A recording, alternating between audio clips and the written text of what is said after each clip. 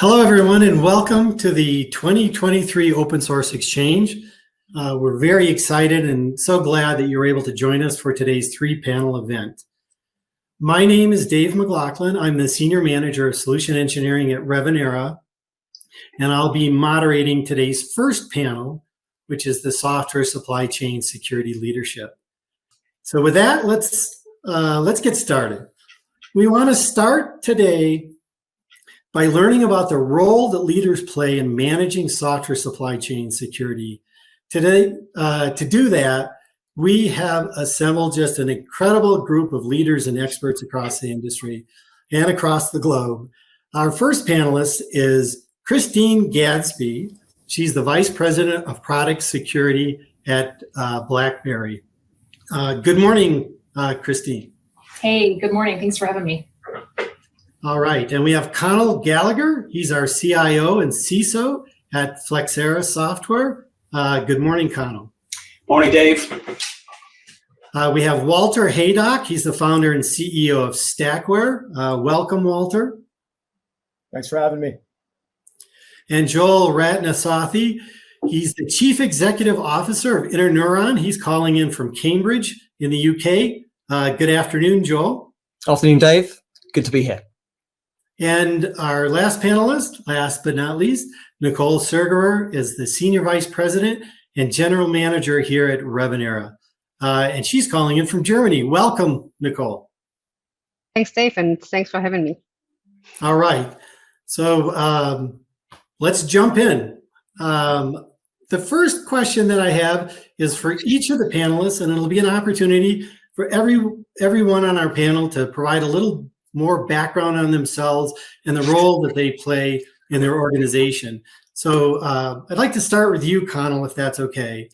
As a leader in your organization, what role do you play around cybersecurity? Sure, Dave. So I actually wear two hats at Revenera and Flexera. I'm both the CIO and the CISO, so a dual role, if you will. And cybersecurity has been and will continue to be a big part of my life.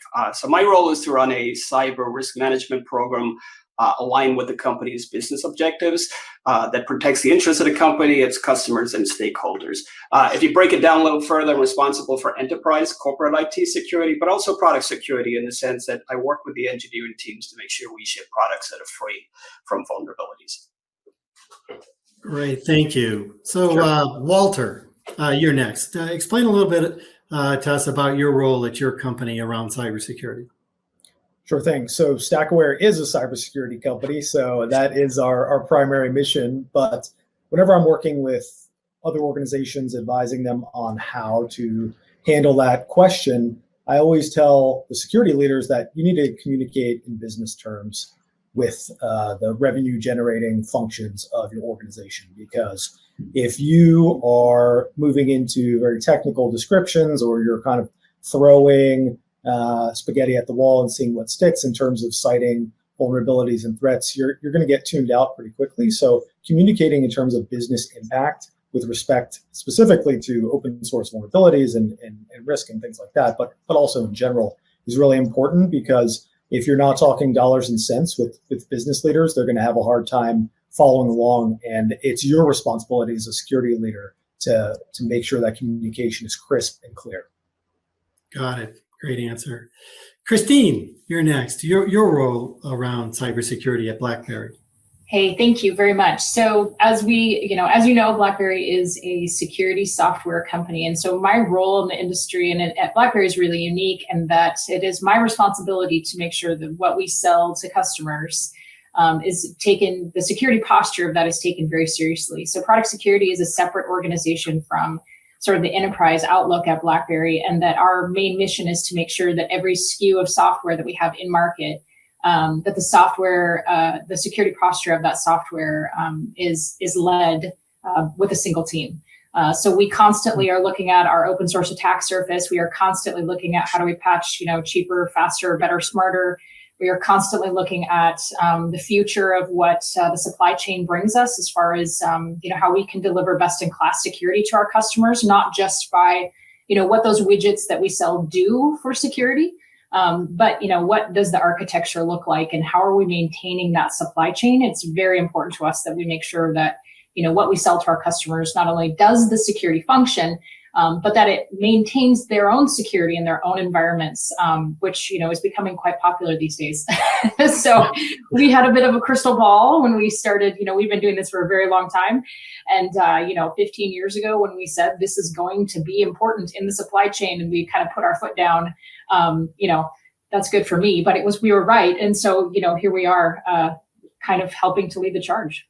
Great, thank you very much. And Joel, your role around cybersecurity. Thanks, Dave. Insignuron is a health and care software company. We provide open modular care record for health and care organizations. And as you can imagine, we deal on behalf of our clients with very sensitive healthcare data. And so security of that data is absolutely paramount to the survival and reputation of our business. So it's a number one priority. Great. Thank you. And Nicole.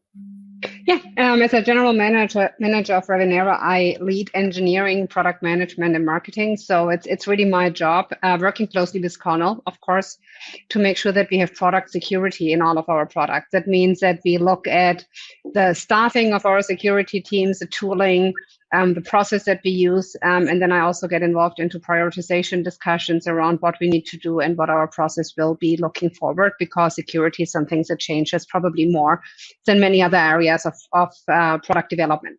And then the other part of my role is also looking at the overall supply chain. How do we work with our vendors, and then all the way through to our customers, which, to Christine's point, becomes a more and more important point, which I think is a great development in the industry. And as part of that, I often also am the customer-facing person working with our customers that want to make sure that the software that is running, that's provided by us and running in critical applications and devices is secure and doesn't put them at risk, and review with our customers what the process is to keep it that way. Great. Thank you very much. Okay, I'm going to start with you, Joel, on this next question. Over the last couple of years, we've seen more and more pressure on organizations to manage their security, based on, there's the White House executive order, there's the Resilience Act in the EU. And my question here is, as government and industry regulations as we start to see more of these, is this resonating with you and the organizations in your supply chain? And what are you seeing companies doing around compliance with these regulations? Yeah, a really good question. So I think there is a general acceptance that this is an area that a problem that needs to be solved. It is resonating in the sense that all our customers, usually CIOs of healthcare or healthcare providers, it's a critical part of their job. So they absolutely need assurance that when they go out to market and they choose a vendor like Insignuron, we've got their back. We aren't going to let them down in terms of the software that we provide, and we can be transparent and accountable to their needs. In terms of implementation, we're starting to see these concepts filter through. It's not quite happened yet, but I'm expecting them to be part of the procurement process. So most of the transactions and deals happen through government procurements. And what I really hope to see in events like this, I'm keen to promote, is the idea that customers really should be demanding more transparency from their vendors in terms of assurance around the supply chain, assurance around the components that we use in our software, so that even at the beginning, before we get into implementations at a contractual level, the responsibility is on us really to make sure that we're being as transparent as we can with our clients. And that's something that I think we're at the very start of. So there's definitely an appreciation and awareness, and it's starting to filter through our industry, but we're not quite there yet. Got it. Great answer. I think, Walter, you would have a different perspective, more as a supplier of security software. I'm kind of curious if you're seeing an impact on your business and the organizations that are using your solutions. Are the regulations and the requirements to be more compliant? How is that impacting your business, and what are you seeing? Yeah, so it's been something of a double-edged sword for StackAware and my business in particular. On the upside, the requirements to start providing software bills of material to the government from federal suppliers, from federal contractors, is definitely going to be a major driver of business for StackAware because we help organizations manage software bills of material. On the other side, though, I'd say that I'd encourage at least in the US, the government to focus more on the outcomes and on the results of security efforts. I've been pretty outspoken about recent declarations by specifically the executive branch in the recent cybersecurity strategy that focusing on inputs, what boxes you check when you're building software is far less important from a realistic and from consumer perspective than the outcomes. Is your data safe? Is this company going to be breached? That's what's really important. So I would encourage regulators to focus on results rather than inputs because it's very easy to play the game to check the boxes, and that can consume a whole lot of attention and energy from software suppliers. But what you really want them to focus on is protecting data. So focusing on results over box checking would be my primary recommendation, and that's where I'm seeing a little bit of friction because StackAware is a risk-based vulnerability management and software supply chain security platform. Got it. Thank you for that. We actually, I'm going to sidestep here a little bit. I got a question that just came in, and I think maybe Christine and Connell may be the best, but other panelists feel free to jump in. This is a question that came from one of our audience members, Troy. He said, what is the size of your security team relative to your development teams? Does that team focus on application security exclusively or also own corporate security? And let me start with you, Christine. Yeah, that's a great question. And I actually get asked that question more times than you would think. But yes, so to answer the first part of the question, relative to size, we have one organization that supports the mothership. So if you have a binary and you're building into that binary and that is released to the public, we very much segment that out. So once we have GA or general availability for a product, you are in the family, so to speak, right? We have one team that's the central source of truth and it is completely separate from enterprise. And there's a reason, right? Because this is attack surface. And let's be really clear, it's attack surface that's now being held accountable like never before. And while companies like BlackBerry, we're used to this because, we've been in the highly regulated space for, eons and eons. But at the same time, as we start to see the consumer market really wake up, and I love the last comment, Joel, from you around, Walter, from you around focusing on outcome. Consumers are just starting to ask a lot more questions. So I do believe it is extremely important to keep a product security organization. If you have more than 1, 2, 3, 4 binaries out there that you're responsible for, that you do have a separate focus so that you can look at corporate responsibility and then you can look at what your customers are going to hold you to, which is extremely important. So we have, several development teams within the company. And there's no magic number system. We look at, instead of looking at number of engineers to number of sort of product security support people, we break it up into segments. We look at pre-market research and things like that. And then we look at in-market and weight. And then we design sort of a ratio of support based on how many actual binaries we keep in market. So it's kind of more of we do it as a weighting system as far as making sure that we're responsible. Because I have it down to kind of a number where I assign, depending on the market the product goes into, the weighting for that. So hopefully that's helpful. Got it. Yeah, that's great.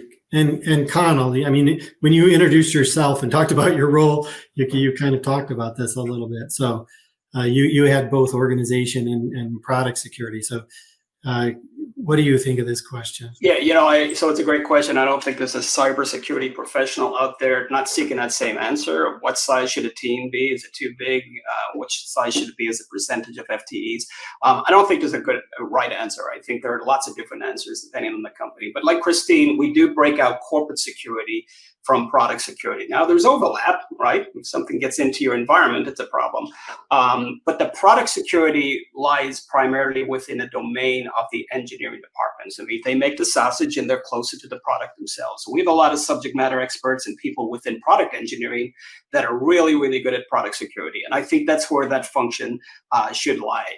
That decentralized model, if you will, with a lot of the overarching governance functions at the top. Got it. Great. I can maybe just add to that, right? As someone who owns product security, I think there's also a little bit of a twofold answer here, right? So of course, we have a team, and you need a team that looks after security, owns the process and everything that needs to be done, and holds the teams accountable.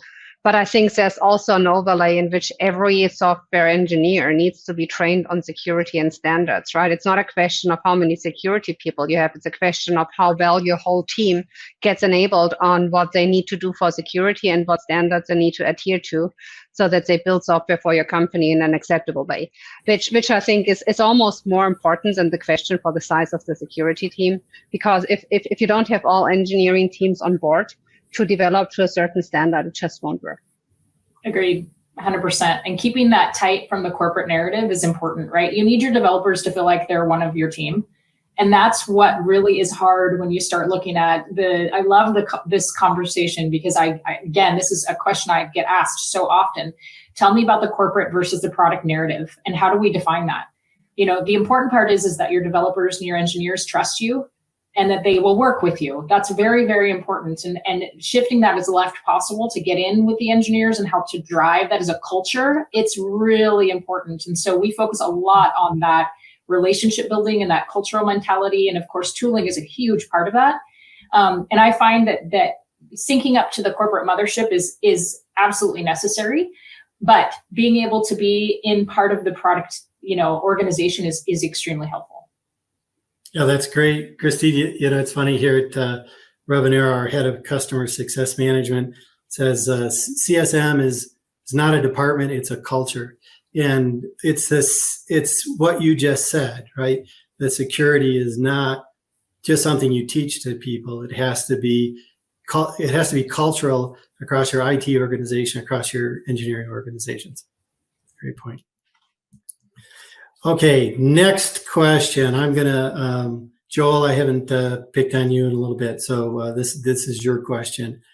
We're seeing powerful and disruptive new forces in the industry, such as big data, artificial intelligence, machine learning. Obviously, Bard, ChatGPT are front of mind with everyone today. And as these become more prevalent and are challenging to organizations, how does this change the way that we think about application security? And what do you think, the long-term view is on these, disruptive forces? Yeah, a very good question. I don't think I have the answer to that question in terms of I don't know what the answer is going to be, but there are two concerns I have around the technology. One is its use in development. So do we really understand when we're developing things that we don't understand how they work? Then you're potentially exposing yourself to errors. But then the other part is using it in testing. So we can get these, and perhaps it's more machine learning than the large language models, but there's definitely an approach where a lot of these technologies could be used to attack your software to try and find out where vulnerabilities are in the first place. So in that sense, there's definitely a world where they're part of the problem, and we're using them to develop, but they could also then just as quickly be part of the solution. And again, I think it's probably going to take a while before this plays out to see how this lies. But I'm certainly interested in these technologies in terms of trying to expose bugs, errors, vulnerabilities in our software as a primary use case for us. Great. Yeah, Christine, you're nodding your head. I feel like there's something that you want to say here. I love new and upcoming technologies because, you have to wear the hat. You're either, using that stuff to produce better software. And of course, your engineers are wanting to go make it cheaper or faster. And, we have AI built into our products. So we, again, been doing, some of this upcoming technology stuff for a long time. And it is a double-headed sword from a security perspective, right? You need to make sure to protect your IP. And that, needs to be table stakes. But at the same time, you want to be supporting them in, the next greatest and best thing. So it is always really hard to walk the line, but it is really important that you enable productivity and engineering and ingenuity and all those fun things that engineers really want to do, and not worry about security, because that's what, they want to just do what they do. And so security teams really need to focus on empowering that, right? Our mission is to empower secure software to be sold. It is not to be a roadblock. And so sometimes, you have to really put those different hats on and weigh those things heavily. But, the world's going to change. So, we have to be nimble. And that's, I guess, it's always a challenge, but we do have to be nimble. Yeah, I like that word, empowering. I'm going to put forward a guess here that not all organizations agree with you on that there are organizations today that are saying, they're putting down edicts that are saying, don't use ChatGPT in your development today, right? We just don't know enough about it. We haven't trained on it. We don't know where it's going. So I'm glad that you take that. I've been in the open source world for about 20 years. And I remember 20 years ago, right, open source adoption was slow. There was large organizations were telling their developers, don't use open source in your development. And I think we're kind of at that place with ChatGPT. I remember that. Yeah. I remember that, and it wasn't that long ago in all of our careers that we were looking at WebKit and freaking out. That is the reality, right? But I do think that there are definitely precautions that you can take to make sure that you are fostering innovation. It doesn't need to be a nothing or all sandwich, right? We can have sandbox environments. We can take precautions to let innovation still continue as it needs to be, making sure that our IP is protected and our customers are protected. I am a full believer in rational thought there. Yeah. For the best will in the world, you're not going to prevent your engineers from using these technologies. Right. So better to build programs around it. Absolutely. Walter, how's this impacting you? Yeah, so I'm really bullish about artificial intelligence in general. I definitely agree with the other panelists that there are risks to be mitigated. There are ways you can do that. You can definitely apply safeguards to the use of these technologies that will minimize the risk. I mean, it'll never eliminate it, but you can put them in place. But on kind of the blue team side, StackAware is already using GPT-4 to help classify assets, to do asset valuation. So some things we do is we don't put any client or customer specific data into the AI tool. It just basically takes the operating system of the asset and some other data from it and says, hey, is this a server or an endpoint? And then also we're applying for a grant from OpenAI to help build a tool that will turn unstructured vulnerability reports. So if you post a bulletin on your website saying, hey, we've got this flaw in our product, or we don't have this flaw in the product, as a lot of organizations had to say during the Log4Shell crisis, taking that and transforming it into a Cyclone DX software bill of materials with a VEX statement can definitely save a lot of time for third-party risk analysts during crisis situations. So, we're leveraging AI as much as we can while doing it securely. Got it. All right, on to the next question. Nicole, how is cybersecurity positioned within your organization relative to other strategic initiatives? And do you find that you have to be more innovative around security versus traditional strategic initiatives? Yeah, so it's positioned highly. That to me, and so just to give an example, at Revenera we have a short list of strategic initiatives, and security along with product quality is always on the top of that list, right? And also it's important because you want to provide good software that's free of vulnerability. B, also you've got to understand that if you're behind on something, it can disrupt your whole development process, right? Because all of a sudden it escalates, and then you've got to deal with it if you want to or not. So it's better to stay on top of it. So I treat it very strategically with my team. It comes up in every R&D leaders meeting. We have monthly reviews of it. And I feel that we have to be more innovative than in other areas, just because the overall security space is moving much faster in some of the areas that we develop products in, right? So for example, we develop one of our big solutions is software licensing, monetization, and entitlement management. There's innovation in that space, but it keeps jogging along at a somewhat predictable pace. You can't really say that about security. Security moves faster.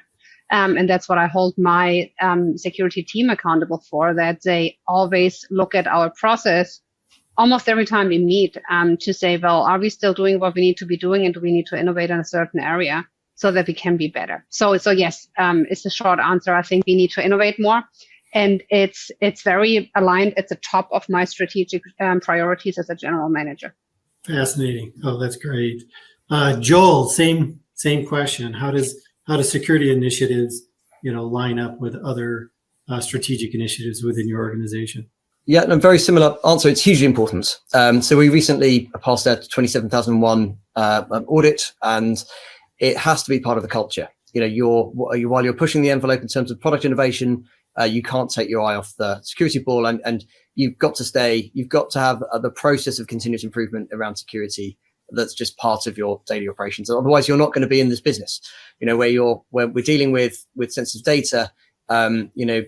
Security issues are sort of mission critical. That they can't really be. You need to manage the risk. So it is definitely something that keeps me up at night and a priority. But at the same time, it's about innovating on the product within a culture and a process that allows you to stay secure. So yeah, hugely important. Okay, great. We've got a couple of questions coming in from users. These are really good questions. This first one, I'm actually kind of going to go to the bottom. So Joe asked this question. I'm wondering how many of you have IP attorneys on staff and are involved in reviewing bill of materials and software bill of materials. Christine, let me start with you. Yeah, absolutely. Great question. And yes, no secret, we have lots of patents and we have lots of attorneys that care about those patents. And interestingly enough, it's been a dual effort on our side with software bills of materials. So it's not just an IP issue, but it's also a privacy issue, right? So our IP and privacy legal counsel has been involved in kind of helping us put together a framework for what will be, releasing software bills of materials to our customers. And it's been incredibly great partnership.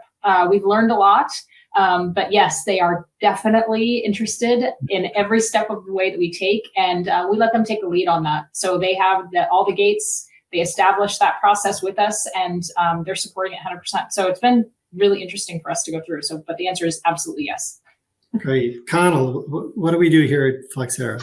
Yeah, same answer. We do actually have a legal team very interested in this subject. I'd also say too, as part of M&A activity in the past, anytime we do due diligence, the attorneys like to know what the licensing position of the software is that we're thinking about buying from a transaction partner. So yeah, we have a team dedicated to this and are keenly interested. Great. And Joel? Yeah, we have good legal counsel, and particularly around the software bill of materials, in terms of it's our customers that are really interested in ensuring that we are our total software bill of materials makes sense for their environments. So yeah, again, very important. Got it. And Walter?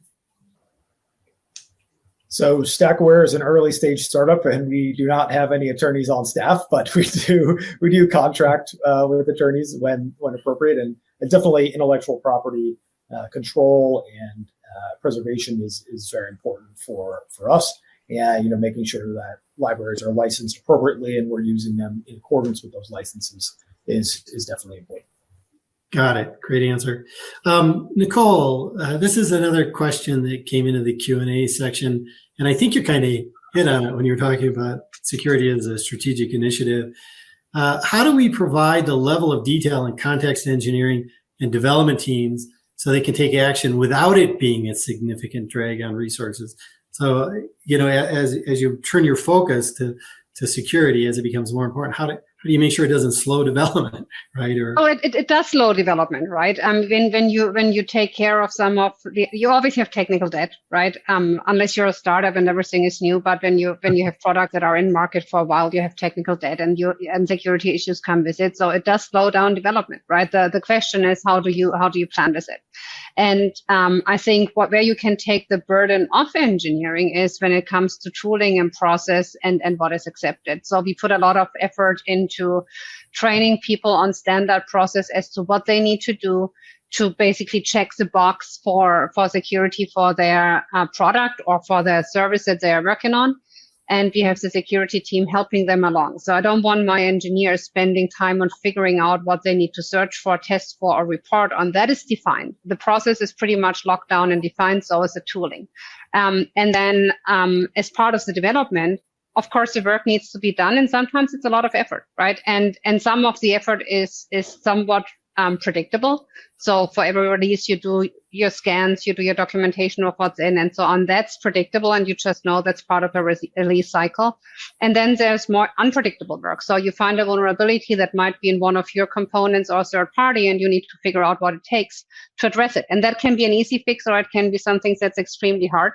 And then it just comes down to a matter of prioritization based on exposure and everything else on how you deal with it. But I think to some extent, there's always a burden on engineering, and all you can do is give them the right process and tooling to make it as easy as possible. But then on top of it, you just need to plan in that some development time will go towards security. And that's always going to be a reality. And if you don't do it for a certain time, then it just becomes more, because then you're building up that hill. And that hill is very, very difficult to address.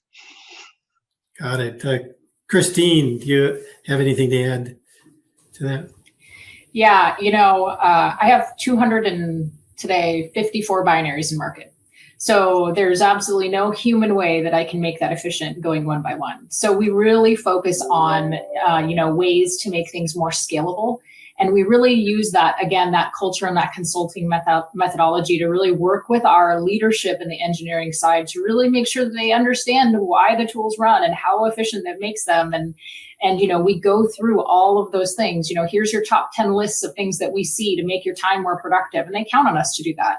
And that's an earned relationship internally, right? If we came in and we're speed bumps every single release that tried to go out the door, nobody would listen to us. And so we definitely drive that culture. And a lot of that is automation. It's really important to have the right level of automation at the right time in the development cycle is another thing. We focus heavily on being efficient and being, again, release friendly is how I like to say. We got to sell software. So, if you're not going to be release friendly and show them how to do it, cheaper, faster, better, smarter, they're never going to listen. And so we do use that just critical relationship building, and automation is absolutely critical to efficiency. You cannot do it without it. Excellent. Okay, it's interesting. In the introduction, I talked about how we were going to talk about security in the supply chain, and I feel like we kind of touched on it, but I have a specific question here. So let's jump into this. I think I'll start. Let's see, Connell, I'll start with you on this one. What do you think are the most important steps leaders should take now to shore up their software supply chains? So I think it depends, Dave, on whether you're a producer or consumer of both. But from a producer perspective, it would be, showing up your secure SDLC processes, making sure that your delivery pipeline is tight, integrating SBOMs into your DevSecOps pipelines. We talked about software composition analysis, code scanning, all that good stuff, making sure you get that hygiene in place. From a consumer point of view, then I think it's a lot of it would be contractual, making sure that you can pop the hood, if you will, of the software that you intend consuming, and making sure that vendor is providing the necessary controls, which you can do as part of a pre-sales or post-sales assessment. But again, questioning them on how that software is built, asking for an SBOM, asking them how often they patch their vulnerabilities when those that are stored. There are a number of things you can contractually build in as a consumer to protect yourself. That's great. So I'm going to stay with you because this is an add-on to the question. Where does the accountability lie in this supply chain? I mean, you're talking about if I'm a consumer, let's say, and I have contractual agreements, right? Yep. I'm like forcing accountability on my suppliers in the supply chain. But likewise, as a provider in the supply chain, I don't want to cause problems downstream. So, I mean, where do you think the accountability is ultimately going to lie, and how is that going to come about? Well, I mean, if you look at some of that legislation that you had alluded to at the beginning, Dave, the focus is on shifting the onus on that to the software vendors, right? That's where the liability needs to lie. And so I think, Jen Easterly actually talked about that recently. The executive order, I don't know what section, 3.3 talks about this, shifting that focus and the liability over to those software vendors. So ultimately, that's the direction in which we're going. And we're not probably quite there yet, but I think that will eventually be enforced in some manner or by some means. So yeah, that is where I think ultimately that responsibility lies with the software vendors. Got it. And Joel, same. Just on that accountability. Just on the accountability responsibility divide. So our customers are managing multiple vendors, right? So ultimately, the CIO of the organization is going to be accountable to make sure that they're holding their vendors responsible for their sections of their ecosystem. But as vendors, I mean, it makes sense for the demand for transparency, the idea of an SBOM, it just even having that conversation, I think would be a good step in the correct direction for healthcare. But ultimately, if your customer is now putting your software with another product, getting them to integrate and talk to each other, you start to do things with that you don't have control of. And then, there are levels of accountability, responsibility, and I think some of that can be defined contractually, some of that can be mandated. But in healthcare, ultimately, the person that is making the buying decisions and how they integrate those softwares is ultimately accountable to their organization at the end of the day. Got it. Great. Francisco asked this question in the Q&A section, and let's just go around. We have just under 10 minutes left here, so let's go around the room on this. What type of security governance is applied for open source software in your organization? We'll start with you, Walter. Yeah, so that's a great question. And tying it to the previous one, I think it's critical for organizations to understand the composition of their supply chain. Connell gave quite a few good examples of how to due diligence of your software supply chain, but understanding what is it is really important to begin with, because I see organizations do things like they'll treat open source packages differently than they would a commercial SaaS vendor. Yeah, there are definitely architectural differences and things like that, but the risk is it's the same. It'll be the same type of risk. The magnitude might be different, and you might need to measure that risk differently, but it's really critical to have a holistic picture of your software supply chain and understand all the things, all the people that can impact the confidentiality, integrity, and availability of your data. And then you need to use the right tools, select the right processes to determine that, and then apply the right controls. There's an interesting, pretty humorous Twitter thread that I saw a while ago where an open source developer just posted publicly the security questionnaire he received from a vendor that had asked him to fill it out. And I don't think that vendor had necessarily thought through the relationship they had with the developer, where they thought they had leverage over him for some reason, but they're not paying him to do anything. In fact, he has leverage over them because he's providing updates to a piece of software that's critical to their product. So understanding the landscape before you start applying controls or trying to pull information from people is really critical to help making informed risk-based decisions. Great. Christine. Yeah. What types of security governance do you have on first? I have so many thoughts. I don't even know where to start. So number one, I know the Twitter thread you're talking about, that's hilarious because I read the same thing and I thought, wow, who's got the pen here? That was not a wise move. So I think before we talk about governance, we have to remember that, we are software builders. And so before we start talking about blacklists and whitelists, I think it's really important to remember a couple of things in the supply chain. Number one, there is not another thing that I can think of, and I've really tried hard to think about this, another place in the universe where a supply chain isn't regulated, right? I mean, everything we buy as consumers is regulated. So why the world wouldn't software be, why wouldn't there be security? The frying pan on your kitchen has more regulation than software does right now, running in our critical infrastructure, which is crazy to me. So I am very supportive of it in general. However, what I really try to focus on internally is making sure that we standardize as much as possible so that we can support that innovation as much as possible. So we do a lot of data and metrics around, here's our top 10 dependencies for open source, maintainers, and, in X product by X product, and here's its health, and, making sure that we are really empowering those development teams to maintain the security posture of what's in their product. We don't look at quote unquote governance of blacklists and whitelists and stuff like that until it becomes an issue where it's either not being maintained or we know they haven't had security fixes in a while. We will absolutely consult and say, how do we do better there? But we really try to focus on making sure we can maintain a security posture versus telling, developers what they can and can't do. So we have a set of things we try to standardize on. The bigger, more robust packages and things like that, we do standardize against those to make sure that we put fixes back in. But, that's kind of to each in his own. But I would say to tread lightly on that and be very careful. You will quickly alienate development teams. We do have certain things that we do not allow, and those are the obvious ones. You can do a Google search and figure out where the blacklist should be, and of course we do have those protocols. But other than that, we try to help maintain a robust go-to-market innovation strategy securely. Got it. Well, thank you very much. We've got about 2 minutes left on the clock, so I think I'm going to go ahead and wrap up. On behalf of myself and our audience, I'd like to thank you, Christine, Connell, Walter, Joel, and Nicole. This has been an incredible conversation. I hope the audience found it as fun and as fascinating, valuable as I did. So Kendra, are you on? There you are. Hi, Kendra. Hi. Well, Dave, that was such a great discussion from a talented group of leaders.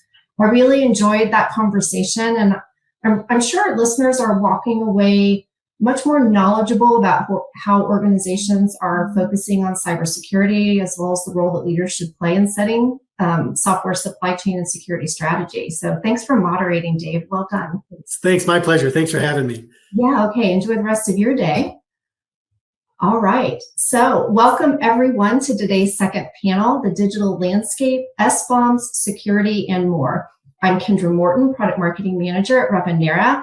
And wow, do we have a fantastic group of panelists to talk about topics such as the impact of ChatGPT, AI, machine learning, and other technologies on the open source community.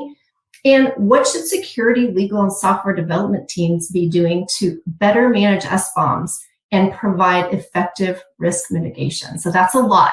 All that and more coming up right now. So with that, we welcome our panel to the stage. All right, welcome to Dr. Chris Wood. He's the CTO and founder of C-Suite Financial and IT Consulting. Welcome, Chris. I'm happy to be here. Thank you for inviting me. Yeah, no problem. David Chuka, FOSS Program Manager at Bank of America. Thanks, Kendra. It's good to be here. Yeah, thank you, David. Lynn Westfall, Software Supply Chain Expert and Consultant. Hi, happy to be here. Leon Schwartz, Principal at GTC Law Group. Hi, everyone. Hi, Leon. And Alex Ryback, Senior Director of Product Management at Revenera. Hey, Kendra. Good to be here. Great. Thank you, Alex. Okay, so welcome, everyone. Welcome to our panelists. Thank you so much for being here today. A reminder to our audience, we'll take questions throughout the panel, so please type your questions into the Q&A tab and we'll try to get to them. Also a reminder, we really want to focus as well in on some of the questions that we've laid out for you to make sure that the reason that you're here, we cover that content. If for some reason we can't get to those questions, we'll follow up after the event. So no worries on that. All right, so let's just dive in. So it was talked about a little bit in that last panel. Let's talk about some of these technologies, right? For example, what do ChatGPT and GitHub Copilot, which is a cloud-based AI tool that suggests code for developers, what do those mean to the open source community? And I'm sure that there are legal and security implications. And are companies are they creating official company policies around these technologies? Maybe Leon, if you could get us started. Sure. Let's pick on the lawyer first. Yeah. So I think, so first of all, I think over the last 6 months or so, I haven't had a conversation, whether it's professional or social, where the words chat GPT or Copilot don't come up, right? Everybody's interested in this. Everybody's excited about it. And I think that's a good thing. To sort of answer the question, I'm really interested in hearing what everybody else has to say too. But I think from the user standpoint, right, this is a lot like the question from 20 or so years ago of what's open source going to do to the software industry, right? And the good news is that all the lessons we learned over the last 20 years, we can apply to this, right? So I think companies are rushing to create policies. And I think if they're not, they really ought to be. And there's plenty of examples that we can talk about, humorous and otherwise, as to why it's a good idea. I think there's a lot of ways in which you can use generative AI tools, right? So it can be kind of hard to figure out where you want to start. What we generally tell our clients is come up with a general policy and then call out to sub policies for specific use cases. So let's say you're going to use it to generate code or augment code, right? Integrate AI tools into your products, right? Those are two separate things. Marketing, advertising, sales, things like that. Are you going to use it for employment, for HR, right? Completely different set of risks from generating code. So probably should be different policies. So again, if you don't create the policies, you get yourself in trouble. Some of the legal risks, because, I am the lawyer here, right? We've seen GAI produce code that's exactly a copy of the code that it was trained on. Right. And so what can that lead to? Well, the big ones: copyright infringement, breach of license terms, incompatibility of license terms, right? Let's say you get a snippet that was under the GPL, you get another snippet that was under the EPL version 1, you combine the two, and now you have a problem because you can't combine those two, just open source world. And then, of course, notice and attribution requirements, right? How can you meet your notice and attribution obligations if you don't know what's in your code because it was generated by this and you don't know where it pulled from? So some other issues that are sort of more specific to generated code, even if it's not a copy of the training data: incorrect, incomplete, unprofessional, lower quality. I mean, all sorts of words, right? We can call it junk that it will produce.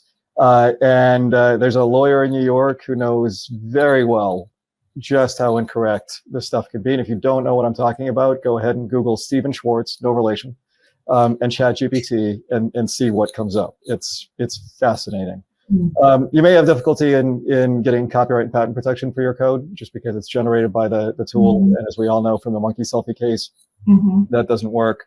Obviously, results can be biased because they're based on the data that it's trained on, and things on the internet aren't always great. And then insufficient rights in training data, right? So if something was trained on something that it shouldn't have been trained on, maybe you get pulled into that question as well as a consumer. Less likely, but it's possible.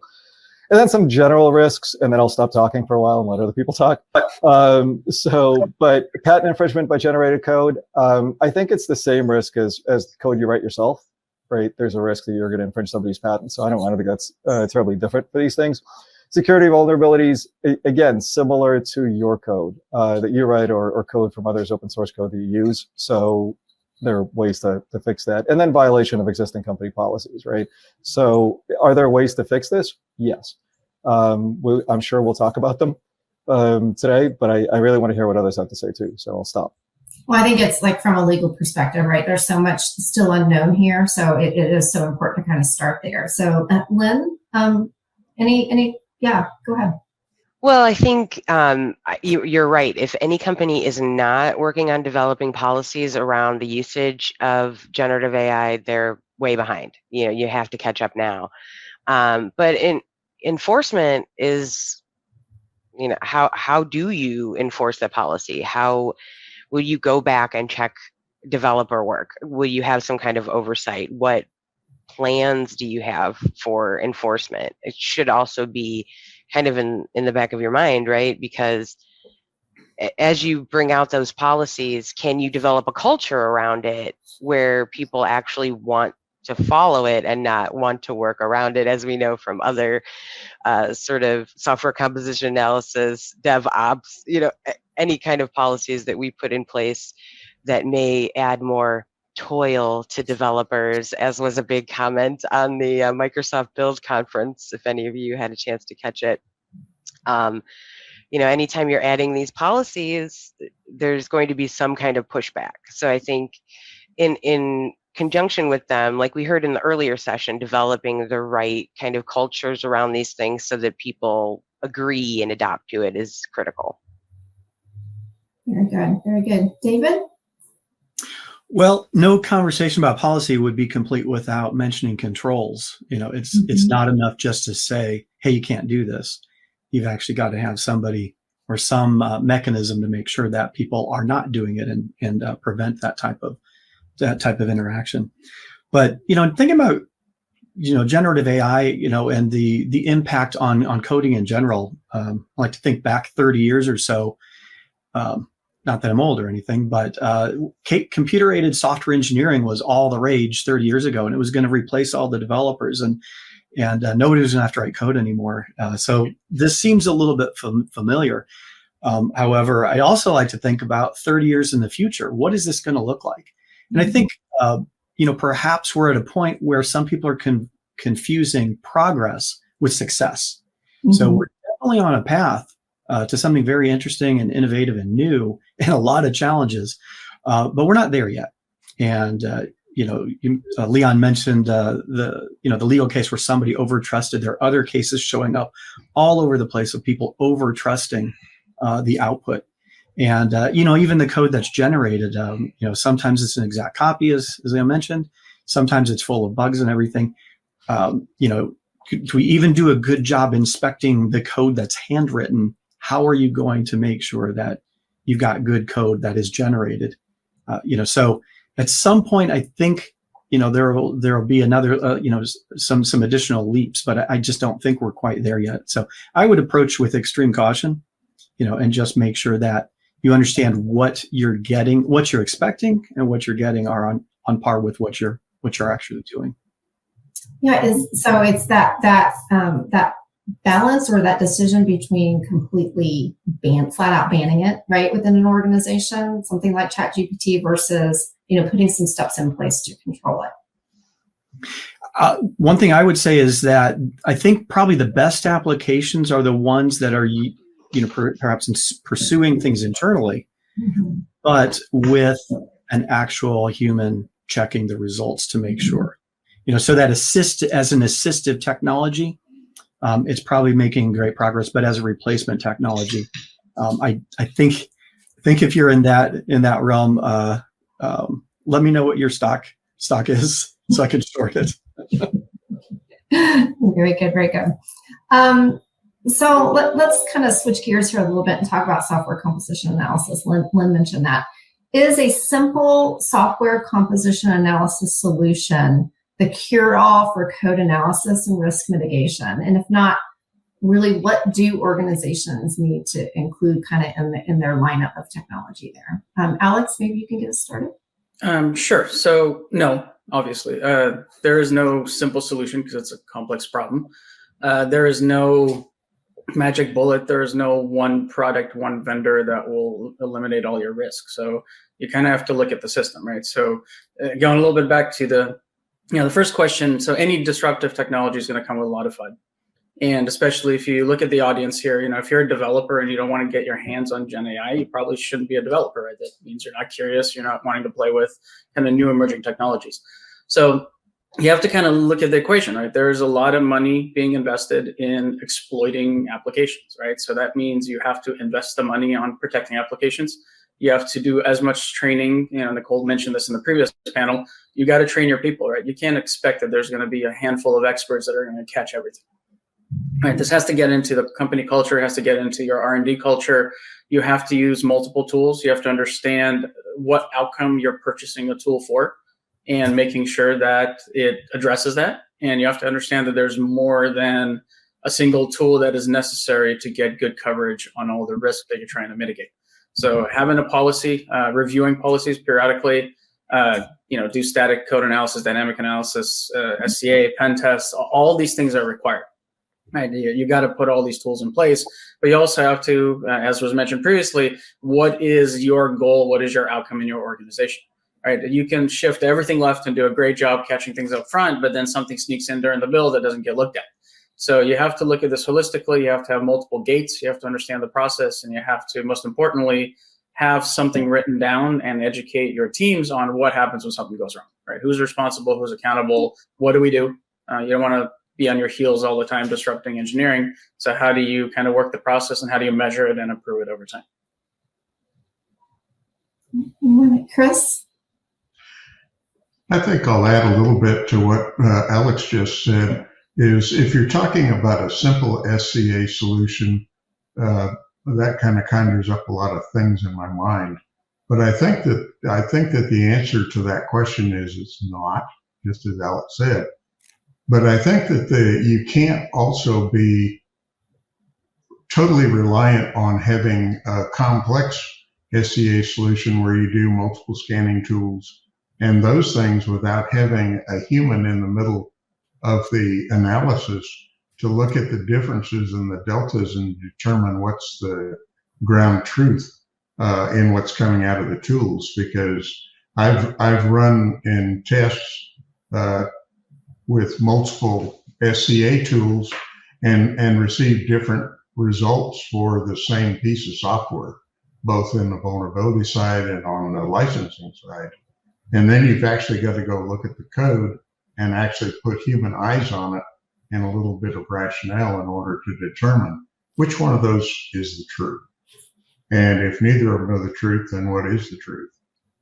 And so I think that Alex hit right on the ball, all the things that you need to do besides just scanning your software once for code analysis and risk mitigation is to use all the tools that are in the toolbox, including static and dynamic testing. And I think what I'm hearing too, the automation, as king as it is and as great as it is, no one's saying don't do that, right? But especially with these new technologies that have come into play and some of the complexity now that's appearing within the software supply chain, that you also need some of that human intervention for monitoring. And yeah. I think it's going to be a mix, right? So, and I mean, this said as somebody who's reviewed thousands of code scan reports as part of whether it's diligence or sort of creating people's policies and things like that. It often starts with a code scan. It often starts with an SCA scan, sort of as a baseline. This is what's in the code now. Let's clean it up, and from here on out, we're going to have a policy. We're going to have a process. We're going to have all of this. The thing you can't do, and obviously a human is needed to interpret the code scan results, right? And there's a misconception, at least I think there used to be a misconception. I'm hoping that there isn't anymore, that you get the code scan results and that's it, you're done, right? And it turns out, no, you get the code scan results and now you have to figure out what they're telling you, right? All that is a list of things. You have to figure out how they're being used. But once you do that, and that can be a fairly painful process, right? Because you haven't done it, you have thousands upon thousands upon thousands of components that somebody has to review and go through and help you understand. You don't want to then wait a couple of years and then do it again, right? Because that's just painful. And it's not the best way of doing it. So you have that human review element. But in the meantime, right, once you have that baseline, if you can set up automation, you can set up something that says, okay, a developer wants to use this component. Is it under a permissive license? Yes. Does it have any security vulnerabilities? No. Okay, fine. Nobody needs to review this, right? You catalog its use and you go on your merry way. That's going to cut down on a lot of work that otherwise will have to happen later by a human being. So I think it's a mixture of sort of using the tools that we have, and the tools keep getting better and better and better. I don't have to tell Alex this for sure. He knows. Right. But as good as the tools are, they're getting better and better and better, and they're able to do more and more. And so as with AI, without AI, right, all of this stuff is going to make our lives easier. Can't rely on it completely, but we do have to use what's there. I would have to add that you can't just scan the code and because it's got a simple license and no vulnerabilities, put it away and forget it. You have to continually scan the software in order to see if a new vulnerability has popped up. From a cybersecurity standpoint, that's absolutely necessary. Yeah. Right? Yeah. From a bill of materials compliance standpoint, right? That's where I was shooting for.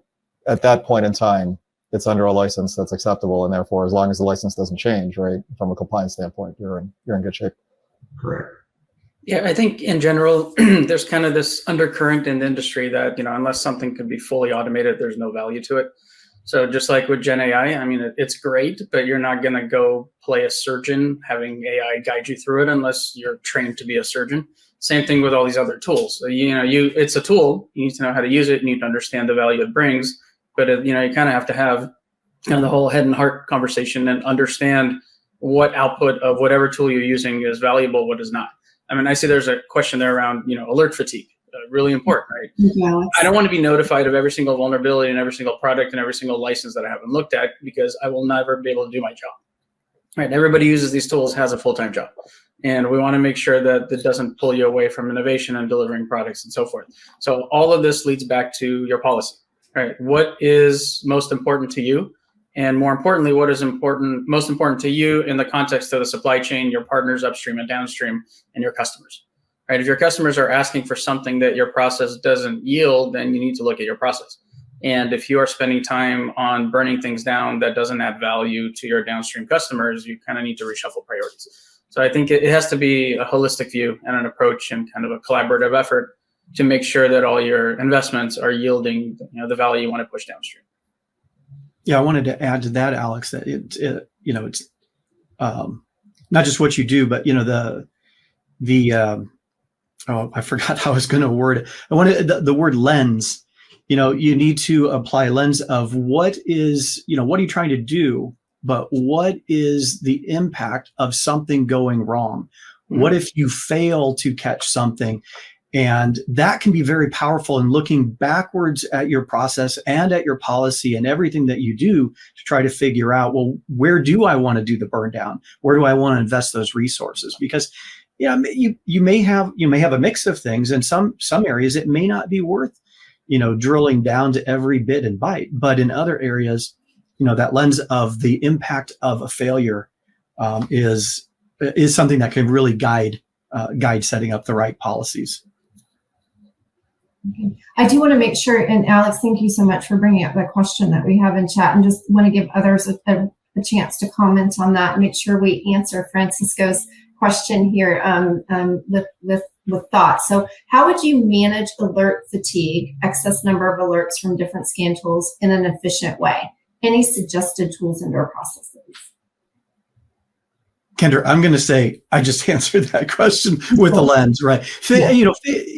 Things over alerting, and it's like, is everything prioritize, right? Mm-hmm. But use that lens of what are the most important ones that are really going to mess up your whatever it is you're trying to accomplish, and those are the ones that you want to make sure that you have a way to filter that. If everything is meeting that level, then you need to hire more people. Because you got to treat if those are important, you've got to treat them as important and don't just sweep them under the rug. But prioritization of those would definitely help, I think. Yeah. Okay. Very good. And I think when we talk about this, an SCA solution being the cure-all, right?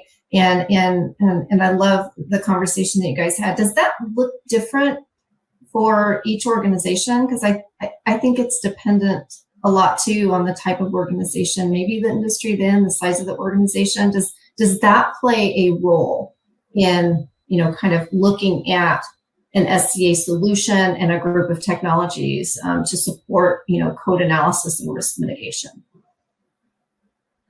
Yeah, absolutely. So start with kind of a single product company. Everything's going to be important. They've got one product. It's clearly the most important product to them. You got to go all in, right? Then you go look at the Microsofts, IBMs of the world that have tens of thousands of products. You cannot look at every single line of code for every product. In fact, that would be a horrible waste of time and money. So what, kind of going to Dave's point, what is the cost of something going wrong? And you have to follow the money, right? If Windows has a problem versus Edge browser, it's a very different conversation, and it's a very different path to remediation. So you have to understand what is your cost as a supplier to fix a problem in whatever context you're servicing them, and what is kind of the, how much leeway do you have in the market, right? If it's a product that is financial critical system to a company, that's significantly more important than a tool that is maybe used internally only, right? So you have to understand your supply chain, where you plan it, and what your customers need from you. And I think you're seeing this in the adoption of providing SBOMs in general. As someone who's worked on the purchasing side of software a lot, just the concept of getting the data from publishers, you have to focus on your most critical applications first, right? You don't necessarily care as much about a small on-prem tool that's not connected to the internet, as much as your HR system or your ERP. Those kinds of that kind of prioritization is what each organization has to look at based on their use cases and their processes for ingesting and monitoring and tracking that information that they get. Yeah, and I think it has to do with how you're going to use the software too, right? Is it going to be a hosted solution that you're using? Is it going to be something that you integrate with your own products, right? Because your level from a compliance, not from a security standpoint, but from a compliance risk standpoint, that's a completely different animal, right? If I'm accessing something that somebody put out there, that's one thing. If it's now integrated with my products, I'm pushing this out to other people.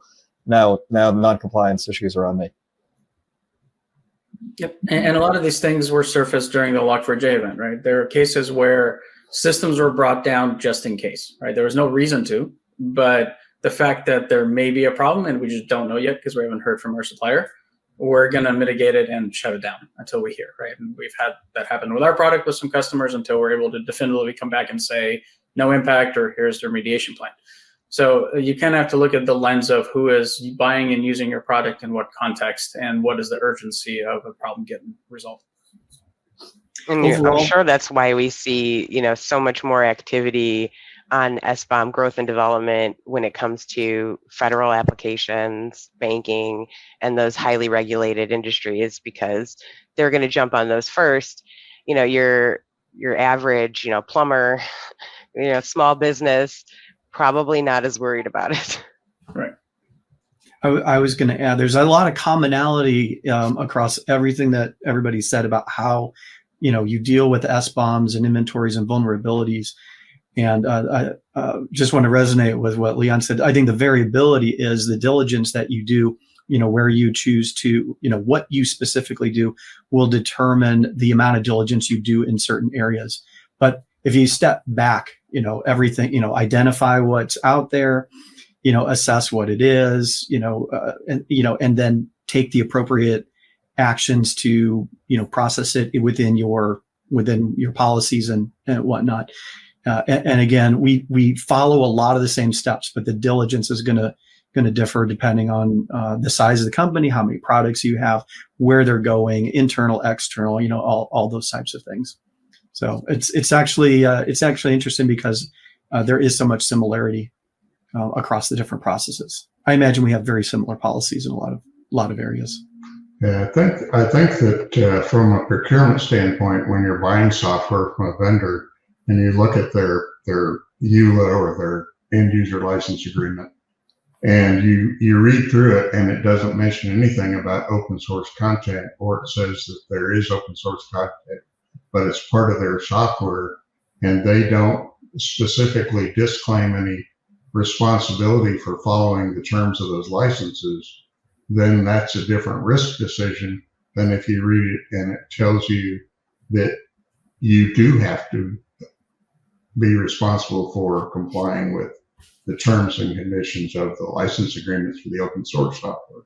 At that time, I would demand an SBOM of some type so that I can go figure out what licenses they are and read them and see what we're accepting the risk for, and then present that to the legal team. If I'm going to take on the open source risk, I'd also demand a discount. David, good luck. Yeah, sorry. Very much so. Chris, one thing to add to your point. So oftentimes when I don't see open source or third-party code called out in a vendor's agreement, it's not because there isn't any, it's because they just haven't thought that far ahead. So depending on how important the piece of code is, I'm going to ask for that list anyway. Or I'll insert something. I would never in a million years insert something into a contract that says, oh, by the way, there's no open source software in this product, right? Because that's not, okay, that's a rep that somebody's not going to be able to make. But I'll take a, you haven't done anything with open source software that's going to cause me problems, and oh, by the way, you've given me the list. Just because, yeah, even if they're missing it, it's still in there. Right. I'm going to jump. You guys have given me a great segue. You started talking about SBOMs. You guys have probably read the articles. You probably have the discussions. I know I have, we have, but not all SBOMs are created equal, right? So let's kind of talk about what the purpose of an SBOM is, what should be included in one, and what do we do with it? What should organizations do with it? Let's start there. Who wants to jumpstart us in that? Lynn, maybe? Sure. Well, so as far as SBOM requirements, what makes an SBOM? I think SPDX has 27 fields that you can have, or attributes that you can have to describe your third-party component, from its version to its license, everything in between. But, as we're seeing, sites like GitHub trying to provide sort of an SBOM option for their repositories, at least what I've seen is that these attributes aren't being used. The attributes that are being used, so the GitHub SBOM tool, from what I've seen, has only produced about 8 of those attributes, and most of them produce a no assertion result. So you're not actually getting what is the license, you're just getting the name and the version in most cases. So, and even, going back to my prior roles, the definition of what an SBOM meant was, obviously you could go to CycloneDX or SPDX and say, these are the standards. But within the company, it was a little different. Well, we have name, version, URL, that's enough. It just depends on the purpose. But so no, obviously not all are built equal. You couldn't build any kind of automation off of the existing GitHub solution today. It would just fail. Because how would you say, well, I can only allow things that are copyleft or, completely MIT open, depending on what your code base is. You can't use that in any kind of function. And then, okay, so now I'm trying to review this to let my developer know it's okay for him to use our product or not. I'd have to manually go through every one of those items in the SBOM anyway. So what is the value there? I think it's important that if you're requesting an SBOM, that you're also requesting what you want in that SBOM. You're defining it and not allowing your provider to define it. And if you are a development organization, then you should be defining it. And if your customer is asking for something different, assess, maybe you haven't considered the right attributes in your SBOM. Yeah, I think Lynn, that's perfect. I think if you're creating the software and you're creating a software bill of materials, think about what people are going to ask you for. So for example, in a diligence event, in a transaction of any sort, I can't work with just a list of components and version numbers, right? You're going to get a lot more questions from me. I need to know the licenses and I need to know how you're using them, right? That's not typically part of an SBOM, right? The usage scenario. And I've had lots of conversations with SPDX as to why they won't do that. And why I want them to. But yeah, for an SBOM to be useful to me in that setting, I need to know, and again, not for every single component. I don't need to know how you're using your MIT licensed components, right? I don't care if you're distributing them, if you're hosting them, if you're linking them. I'm going to be okay with that. But if you have, let's say, a GPL licensed component, and you tell me that you're using it, I'm going to ask you how, right? Is it linked? Is it distributed? Have you modified it? If, on the other hand, you give me an SBOM that says it's GPL, it's a completely separate binary, it's shipped alongside, and I'm using it separately, you've answered my questions. I don't have to go back to you. You've made it easier for me. So I think if you're on the creation side of SBOMs, or on the side of providing as much information as you're capable of gathering, right? And then you don't have to send that to everybody, right? There are customers that just want the list. There are customers that just want the names. There are customers that just want, and I know there's a question about sort of who you send to and how. I think privacy issues are a big deal, right? If you publish your software bill of materials with all of your components and version numbers, well, guess what? Now somebody knows the components and version numbers. And if there's vulnerabilities in those components and version numbers, they know who to attack. Right. So maybe you think about how widely that gets distributed, but having the information sort of internally never hurts. And then you decide how you end up distributing it. Yeah, I've got a whole bunch of thoughts here. So let me kind of go up a little bit first. So what is an SBOM? It's a disclosure of what's inside your application, right? So first, is that adequate? No, because your software doesn't run in a silo off the network independently. So, well, where is it deployed? What does it connect to? What services does it use? So there's other context to be considered beyond your software. Second point, how long is it useful? Well, it's useful till you get the next release. Otherwise, you're not getting the current list. So if you are machine processing the SBOM that you receive and you don't get frequent updates, then you're acting on stale data and potentially wasting cycles or missing important things based on your policy.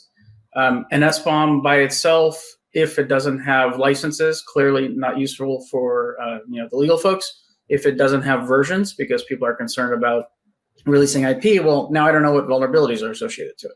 Right. So again, you can't operate in a silo. You have to understand what your supply chain needs from you downstream and make sure they have agreement, hopefully driven by the buyers of what they need on tooling, on formatting, on content. Right. The good thing is all the SBOM standards have flex fields. So there is a place to put things that may not be part of the minimal definition of an SBOM. But again, you have to kind of, to the point Leon made is, there's not a single artifact you're going to send everybody. You can have an internal view. You can have a partner view that's privileged. You will have a public view that'll likely have a lot less data, but will be enough for your downstream needs to be fulfilled, right? So you have to look at all these things. And most importantly, how do you get this to just become a byproduct of the work you do? You don't want to have a team responsible for manually building SBOMs. This needs to be an output of your automation, but it also needs a human in the way to kind of understand what is publishable, what's not, and what is only visible by your internal teams until you got your house in order and then publish it downstream. And I think a great option for companies is making this available to their customers who have like a login to a community site or a support site based on the software that they own or license. Then it's kind of an afterthought. It's just there for them. Yep, absolutely. You don't want to be in the business of emailing SBOMs around and gathering them and keeping them up to date in a folder, right? Ideally, over time, this is in its infancy, right? SCA is a fairly mature technology. SBOMs are fairly new, and there will be technology developed for sharing, for portals, for electronic delivery. All this is being worked on by many different vendors. So I would kind of understand what is expected from you, by whom, and work out a long-term plan and kind of start building towards that over time. You don't want this to be a drag on the business. We do have some questions around SBOMs from the audience. And I think, Leon, you started to touch on this too, about, should organizations publish SBOMs with release, considering privacy issues, right? Or provide them upon request? That's one question. I think Leon, you started. Yeah, and I think it really depends. So we have clients that do, we have clients that don't. Same thing with notice and attribution files, right? Do you place them sort of out there on the web for everybody to see? Do you put them behind a customer login portal that only customers get? Do you make them extremely easy to access and clickable, and you can find everything you need in there? Or do you make them essentially alphabet soup, where the information's in there, but it's it's not searchable, it's not clickable, it's maybe not even in alphabetical order, right? So it depends on how important I think your privacy is to you, right? Like, are you worried about your competitors figuring out what you're using for components? Right? Are you worried about people that are trying to hack you figuring out what you're using for your components, right? Is this a real risk? If not, then my advice, as it is to my kid, is, well, don't be a jerk, right? So just do as much as you can to make it easy for people to access the information that you're supposed to give them, but not at the expense of privacy and security. While generating SBOM self-attestation for company software, is it recommended to integrate SBOMs of software components from vendors that are a part of your software? That's another question from the audience. Yes, that's another good one. In the perfect world, of course, your SBOM is, as Alex said, a complete list of everything that's in your product. So if you've incorporated software from others, right? If it's commercial software from others, they've given you a bill of materials that they're open source. It's in there, right? Then of course the question is, can you trust their list, or do you have to go ahead and scan their code and come up with your own list? Right? Does their list match your list? Are they giving the same information, or are they doing different things? So, but yeah, generally, I think, first of all, if your vendors are giving you SBOMs, you're already in a better place than most people out there, I think. So to have this problem, you're in a pretty good place. Yeah. And I think that the real problem comes in is when you're a company that is building software and delivering it to a customer, is you have to be able to take the SBOMs from places like GitHub and integrate that with your SBOM tool of choice. And then any of your partners or suppliers that are selling you software or providing that software, which is proprietary but may contain, in fact, to your point, Leon, is that it most likely does contain open source software. How do you combine those things? Short of scanning their software again, which is not a good thing to do when right, you buy and commercial not software. always exactly, not always possible, right? If I'm Yes. a commercial vendor, I'm not always going to let you scan my code. It depends on how much you're paying me to start with. Yeah, no, I think that's an excellent question, right? And it takes us back to, are you getting a software bill of materials from that commercial software vendor? And if you are, maybe the combination isn't the combination at all. Maybe it's an aggregation. Here's our software bill of materials. Here's the software bills of materials from our vendors, from our partners. I would add to that conversation. What do you want to do with it once you get it? What do your customers want to do with it? Whoever's receiving want to do with it? Mm-hmm. And how important is it that the information, kind of going back to what Leon was saying earlier, how important are they relying on that to be 100% accurate? If I'm buying your product and I'm relying on the SBOM in order to manage security vulnerabilities, I'm only looking at the ones that you told me about, but you didn't give me good information, or you didn't get all the information from your third party and your fourth party and all that stuff. Then what's our agreement in that regard? Because to me, what you want to do with it is probably the most important question to ask. In terms of what do I get, what needs to be in it, how often do I get it? What are you trying to do with it, and what are you trying to accomplish? Yeah, and that all goes back to knowing your customer, right? Yeah, because there's going to be a lot right now that are just, I have to check this box that I have an SBOM. It doesn't matter what's in it. It doesn't matter what format, as long as I get one. So I think there'll be a lot of getting over that in the initial phases. So I want to throw this out real quick, and then we're going to go to our last questions. We got about 5 minutes left in our session today. So all this talk about SBOMs, who's ultimately responsible for open source and third-party risk mitigation? And is it such an overwhelming task that it's the responsibility of one group within an organization? Yeah, I mean, I think it's shared, right? There's kind of a similar question in the previous panel about who owns security. Well, everybody owns it. Everybody owns an element to it. If you are not holding your vendors in check, then it's on you for not doing that. If they are not conforming with your wishes, it's kind of shared blame, right? There is no doctrine today on this role or this person or this element of the supply chain is 100% responsible. It's like everything else, kind of Leon's point, don't be a jerk, don't become difficult to do business with. do the right thing, right? Unless there is a reason not to be transparent with the data and provide it in a consumable way, do that. Make it consistent. Don't build 18 different processes for different use cases when they can be handled by 2. Right? Don't overcomplicate it.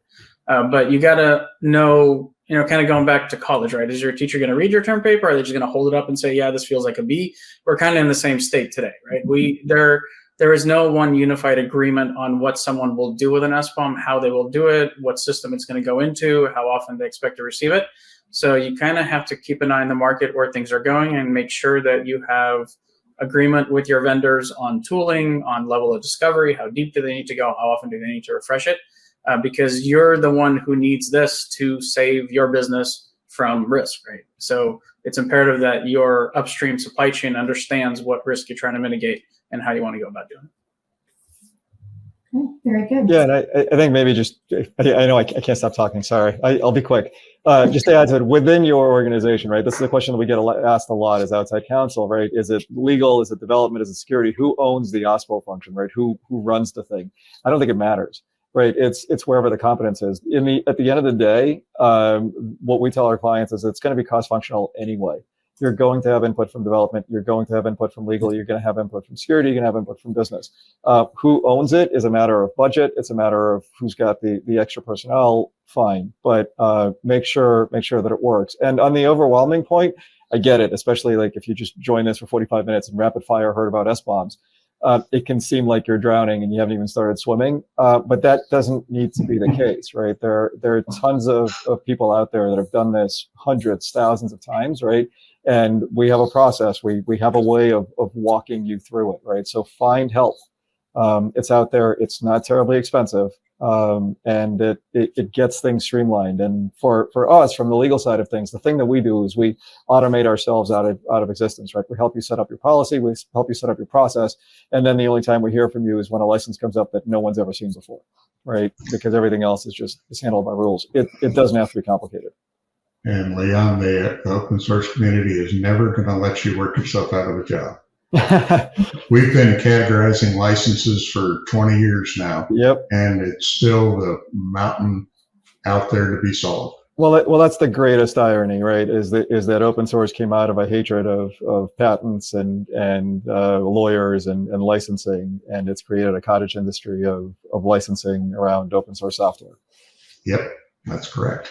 And that was like actually our last question. So I think we've kind of answered it in the last minute that we have was, we talk a lot about security, cybersecurity, SBOMs, but, where does license compliance, open source license compliance fit in all of this? Is it still on the minds of legal development and security teams? And I think what I'm hearing here is the answer is yes. It better be. If you care about your IP. Licensing is really not the realm of the security teams that I've dealt with in the past. They kind of hands off, oh, we don't care about this. No.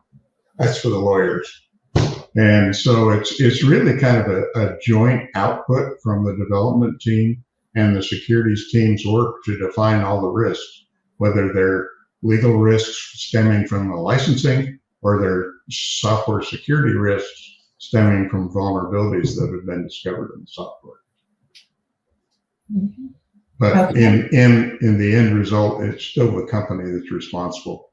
Like Leon said, it's cross-functional. There's no way around it. But as Chris also alluded to earlier, there's the commercial aspect of incorporating open source, and then there's the, hey, we're using open source. And those two, so licensing is always going to be important, but it's not just, hey, we're using this. It's also we're using this that somebody else is using, that somebody else is using. So there's right. Both of those are critical to be in consideration. Mm-hmm. All right. And with that, I'm so sorry. I think we could keep going, but we have to end it on that last comment. Our time is up. Great discussion. Chris, David, Lynn, Leon, Alex. I think there's so much more to cover, right, in this fast-moving area of SBOM security and the software supply chain. And I hope we all get to talk again. Thank you so much for being here. We appreciate it. And thank you so much and enjoy the rest of your day. Thank you. You too. Thank you.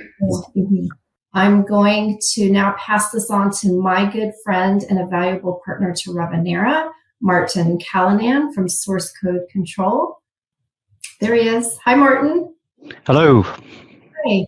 How are you today? Very well, thank you. How are you? A busy day for you? Yeah, a little bit, but that's okay. I'm looking forward to this next session, the Tech Speak panel. Yeah, I'm looking forward to it too. It's going to be a fascinating discussion about license compliance, and particularly around open source and security issues. I think it will nicely round off the other sessions that have happened already today. Very good. I 100% agree, Martin. So the stage is all yours, my friend. Have a good panel session. Thank you. Just like to welcome the audience, and straight away, if we can, bring to the stage our panel today, the TechSpeak panel. So now I'd just like to, we've got all the speakers and panelists, so I'd just like to quickly introduce who we've got today. So first of all, Matt Conway, who's the CTO at Interneuron. We've got Professor Dr. Harpreet Pohl, who's the CEO at SoftCheck GmbH. Juju Jacob, Director of Engineering at Revenera. We've also, from Revenera, we've got Neeraj Thakur, Staff Product Security Engineer. And last but not least, Laurie Nitti, Software Licensing Team Lead at Xerox. Hello, panelists. I'm looking forward to the discussion. Hello. Once again, I'm the moderator today. My name is Martin Callanan, from a partner of Revenera's Source Code Control. And the focus of today's session is related to topics related to software development lifecycle and how to maintain a high level of security and be open source license compliant. So with that, let's get into the discussion. So panelists, from my perspective, it seems an ever challenging landscape, both from a security perspective and from a licensing perspective. From security, we've gone from dealing with flaws in code to now we've got new threats like AI code generated with vulnerabilities deliberately put in them. We've got open source packages with malware in them. On the licensing side, there's an increase in legal cases in different parts of the world. Also, we've got the challenge of evolving and changing licenses. For instance, Elasticsearch and MongoDB changed their licensing strategy and introduced this server-side public license, which caught a lot of people out. So with that in mind, I'd like to hear in your different worlds how you view the landscape and what's keeping you up at night and worrying you. Maybe Matt, because you work in the health tech, which is a very regulated industry, maybe interested to hear your perspective. Sure. Yeah. Thank you, Martin. So we provide professionally managed open source software as a medical device, predominantly to the NHS, the National Health Service in the UK. So, what keeps me up at night is some of the things you mentioned, malicious packages. How can we verify what's in our products, what's in our releases, what code libraries our developers have used, but also licensing. As a small, medium enterprise, we can't afford to have a licensing conflict. So understanding exactly what our developers are doing, where they're getting the code from, the supply chain of where they're getting libraries and packages from, is ultimately the biggest thing that keeps us awake at night. So I would like to view it as both internal and external, at least with respect to the vulnerability side, right? Mm-hmm. When I'm coding in, or when my fellow team members are coding in, right? Unconsciously or unconsciously, what are the kinds of vulnerabilities that accidentally we are injecting into the code, and what are the different types of steps that we need to take to protect them? And as Matt also put in, what are the different kinds of software libraries that we are bringing in, right? Now, no code is perfect, right? Mm-hmm. As developers, we will commit mistakes, and these might manifest as vulnerabilities. Yes. Okay. Now, what happens when these have manifested as vulnerabilities, right? How soon can we patch this vulnerability up? How easy is it for us to patch this vulnerability up? Should my patch wait for a vendor's patch first, right? And then I have to roll a patch on top, right? How long will the vulnerability be unfixed in the market, right? So that's the exposure window that is a risk to me, that is a risk to my customers, and that's what in total keeps me awake. Niraj, are you back? No.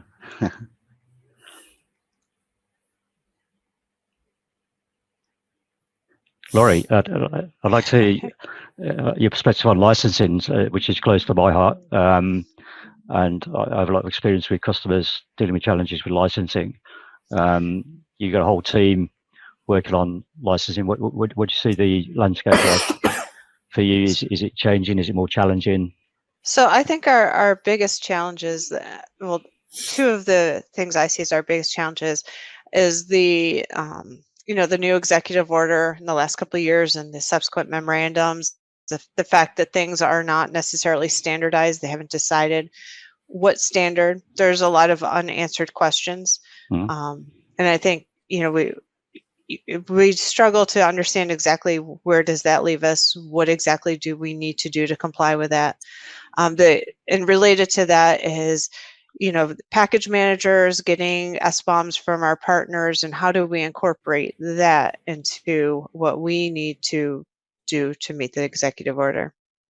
So that's a lot of where we run into issues. So I don't know if that helps. Well, because you brought up the executive order, there's also, you work for a global company. Mm-hmm. There's potential regulation coming out in other regions like the European Union have a similar thing to the executive order coming. Which they could change the parameters, so you'd have two different legal things to deal with. So looking at it from a global perspective, it must be even more of a challenge. Yes, definitely. Yeah.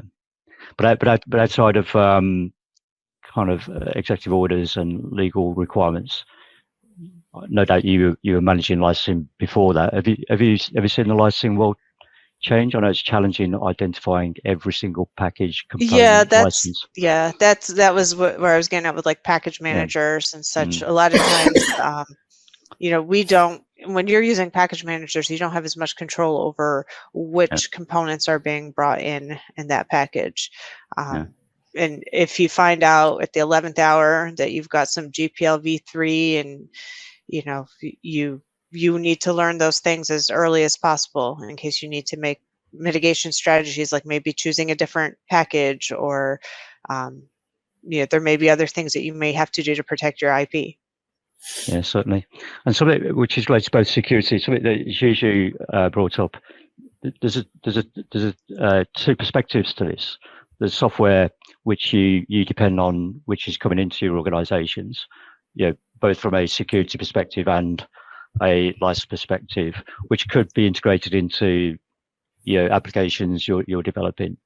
And Laurie, you mentioned you've requested SBOMs from your suppliers, and I've worked with companies who are doing that, and they find it challenging.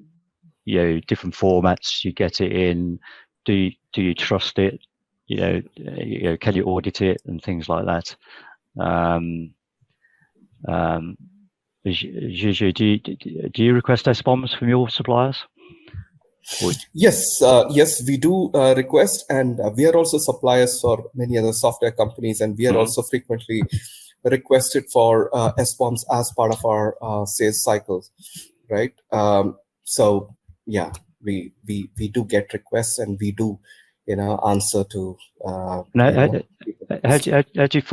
Did you find it a mixed quality or variable, the SBOMs that you get from other people, or do you define what you expect from an SBOM from a supplier?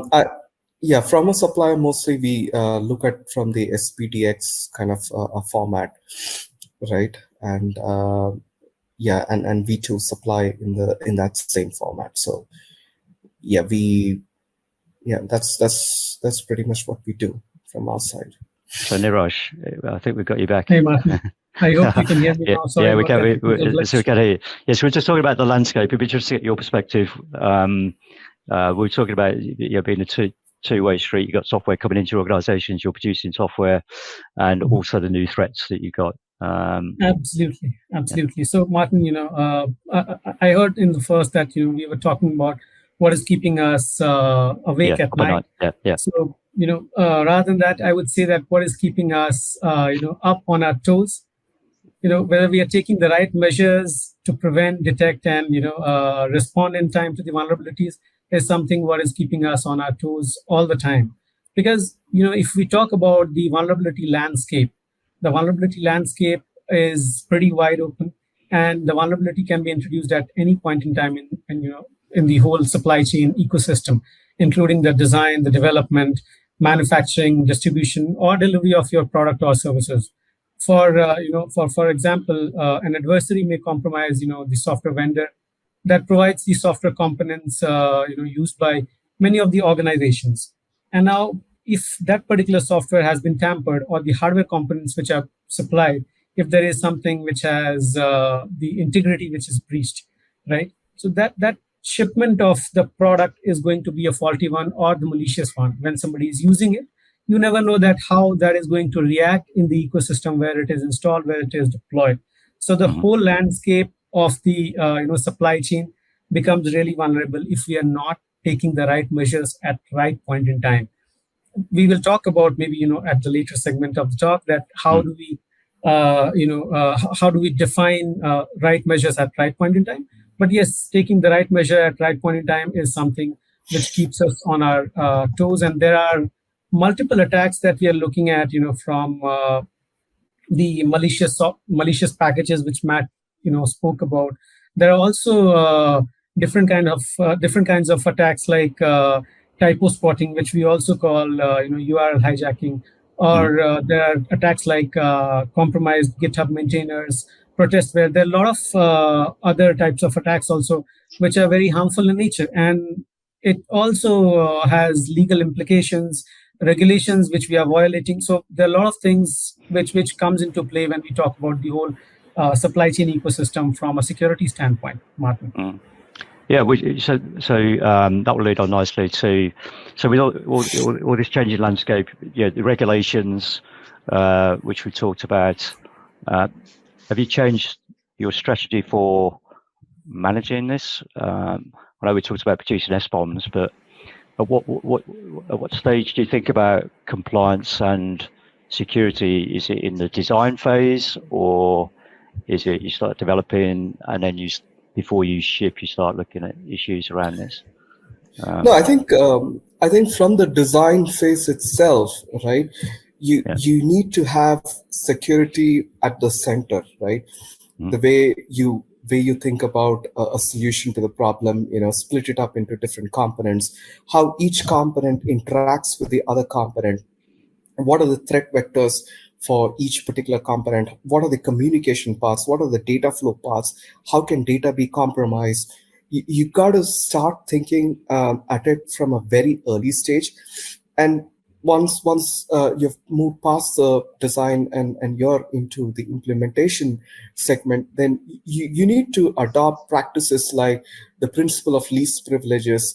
You need to adopt things like role-based access control. You need to make sure that licensing and authorization checks, most specifically authorization checks, are implemented as a cross-cutting concern against all of your APIs and all of that, right? And once the code is written, you probably need to make sure that it is going through multiple rounds of checks, like maybe there is some static analysis too, there is some dynamic analysis too, right? All of these continually remove bugs, and in most cases it is these bugs that become potential vulnerabilities. So so the entire spectrum has to shift left in terms of security, right? You need to think code, security, design, all of that as an integrated unit, rather than thinking about security as an afterthought. I like to say that we need to be proactive when it comes to security and licensing rather than reactive. So plan for what you're putting into your code versus finding out later what's in your code. So would you create like a policy for a project at the beginning. So from a licensing perspective, you know how you get a license, what you're shipping, which will kind of dictate what license you don't want. So you don't want license conflicts. Would that be the way it works, Laurie? Yeah, so I know as Xerox, we like to, in order to try to streamline some of the work we do, we have the attorneys review licenses, and they provide usage guidance, technical requirements, but also we use heavy use of auto approval rules so that we can determine which licenses are preferable licenses, which ones we can approve in which situations, and developers kind of learn if I see a GPL v3, I probably don't want to take that if I have an option of something that's maybe MIT or BSD. So some of that is developer experience over time as they learn. But a lot of that is from our side with the attorney's review of these licenses to determine which ones are preferable for use and which ones are not. But it's not, and it's not just about the license, but it is the license, it's the usage, it is the vulnerabilities. You may want to have a more challenging license if your MIT component you're looking at has high vulnerabilities. So there's got to be a balance there. And I think the earlier the people look at these things, the better. It's no different than when you're developing and you find bugs in the software. How many times have we reviewed, if your customer is finding a bug, it costs a heck of a lot more money to fix something than if you find it early in development. It's the same thing with licensing and security. The earlier you find these issues, the better, and preferably avoid the issues rather than having to find them. Yeah. Matt, I believe you've adopted kind of a shift left approach. Is that right? Yeah, absolutely. So we, as a 100% open source shop, things are a little bit easier for us, and one of our core values is that we want to be secure by design. So every project that we start, is initiated with a full security design and review. What are the goals of, from a security point of view, what type of data we're working with? Are there any other regulatory standards or best practices that we need to think about, particularly those that are enforced on us from the NHS and UK law? But yeah, shift left for us, identifying things as early as possible in the development life cycle is obviously the most efficient and the safest way to do things. What about the kind of architecture of software? You got things like containerization, you got cloud applications, kind of microservices. I know with containers bring in the recipe and can bring in other components with licenses and potentially security vulnerabilities into the container, which you might ship to a customer. Has anybody found that a challenge or found a successful way of managing things like containers? So we're currently on a journey to containerize our applications. Our core product follows a microservices architecture pattern. So we have lots of very small microservices that do, a specific narrow set of functions, which means that when we're doing a regular release of our products on a monthly, quarterly basis, we can easily identify and review just the microservices that are changing. And as I said, we're currently on a journey to containerize that for our customers. Does that make it easier or harder to contain contain security issues or licensing, track licensing? So I think from our point of view, it makes it easier. We've got a fairly stabilized architecture right now. We've slowed down our release cycle. We was up until the end of last year releasing new products every month, and we're now maybe once a quarter releasing major release versions.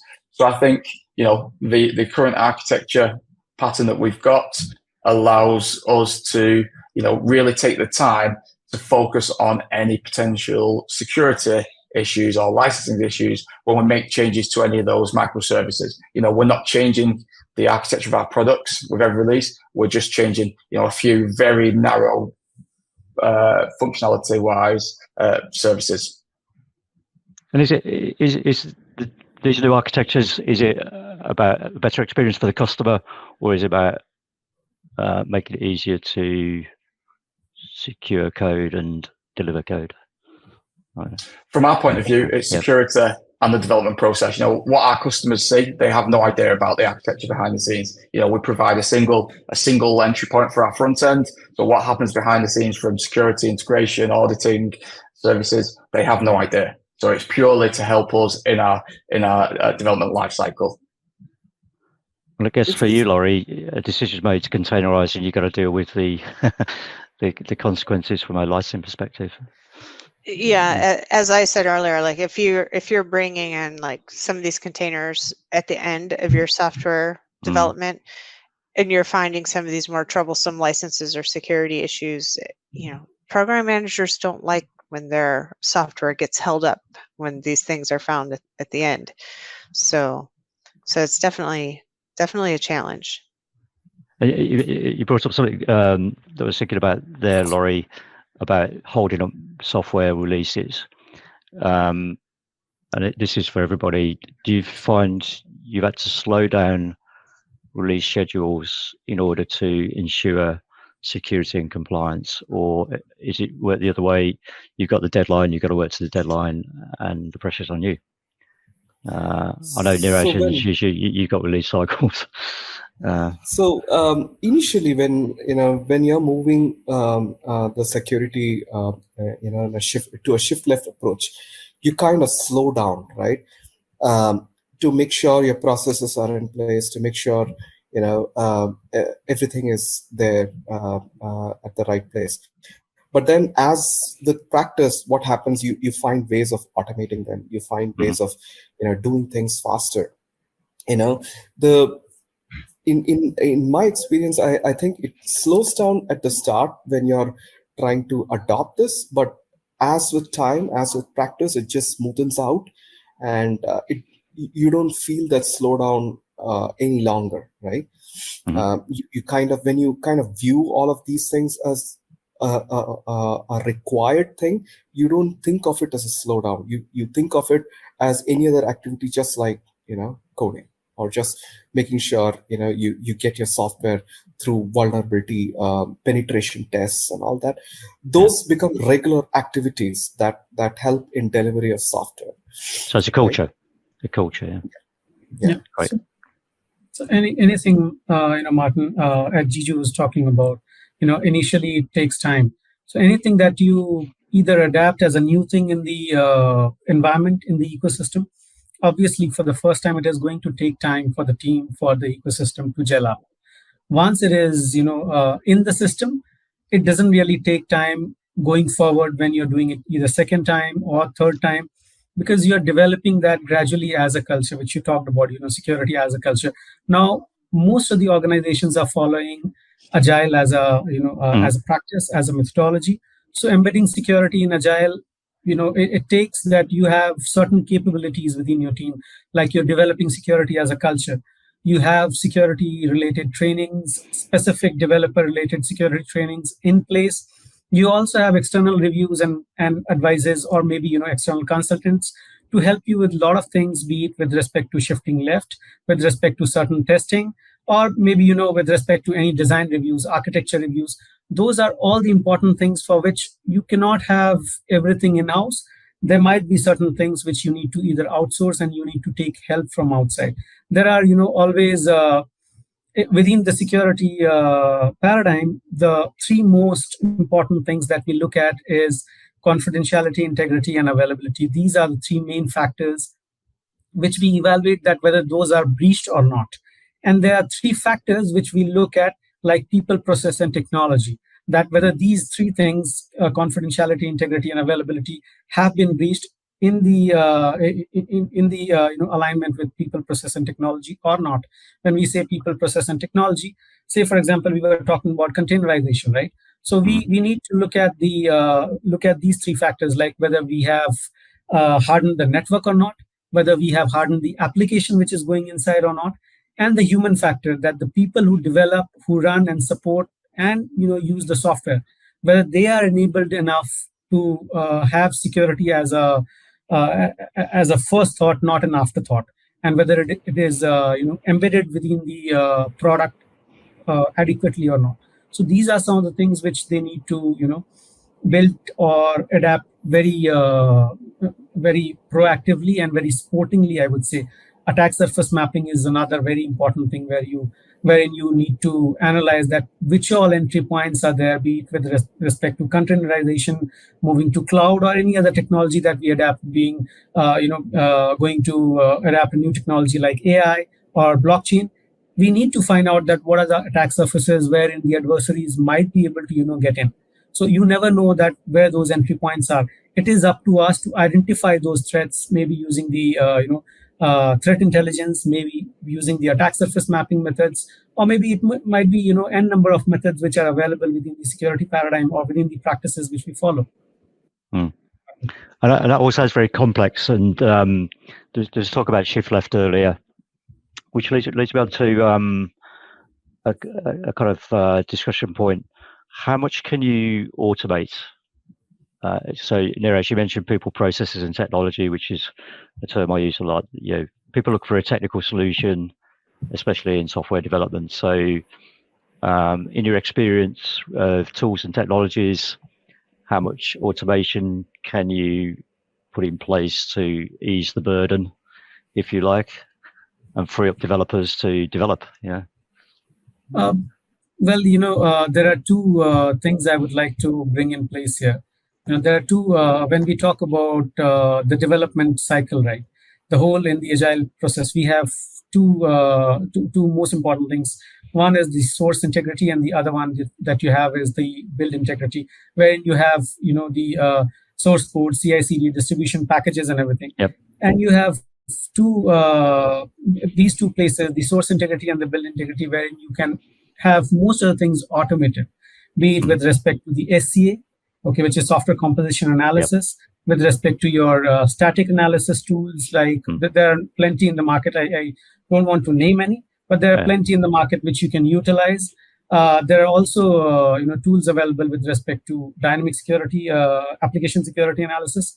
We talk about manual penetration testing, but there are n number of companies in the market which offers pen test as a service, which are again automated based on the manual requirements or customized requirements that you might have.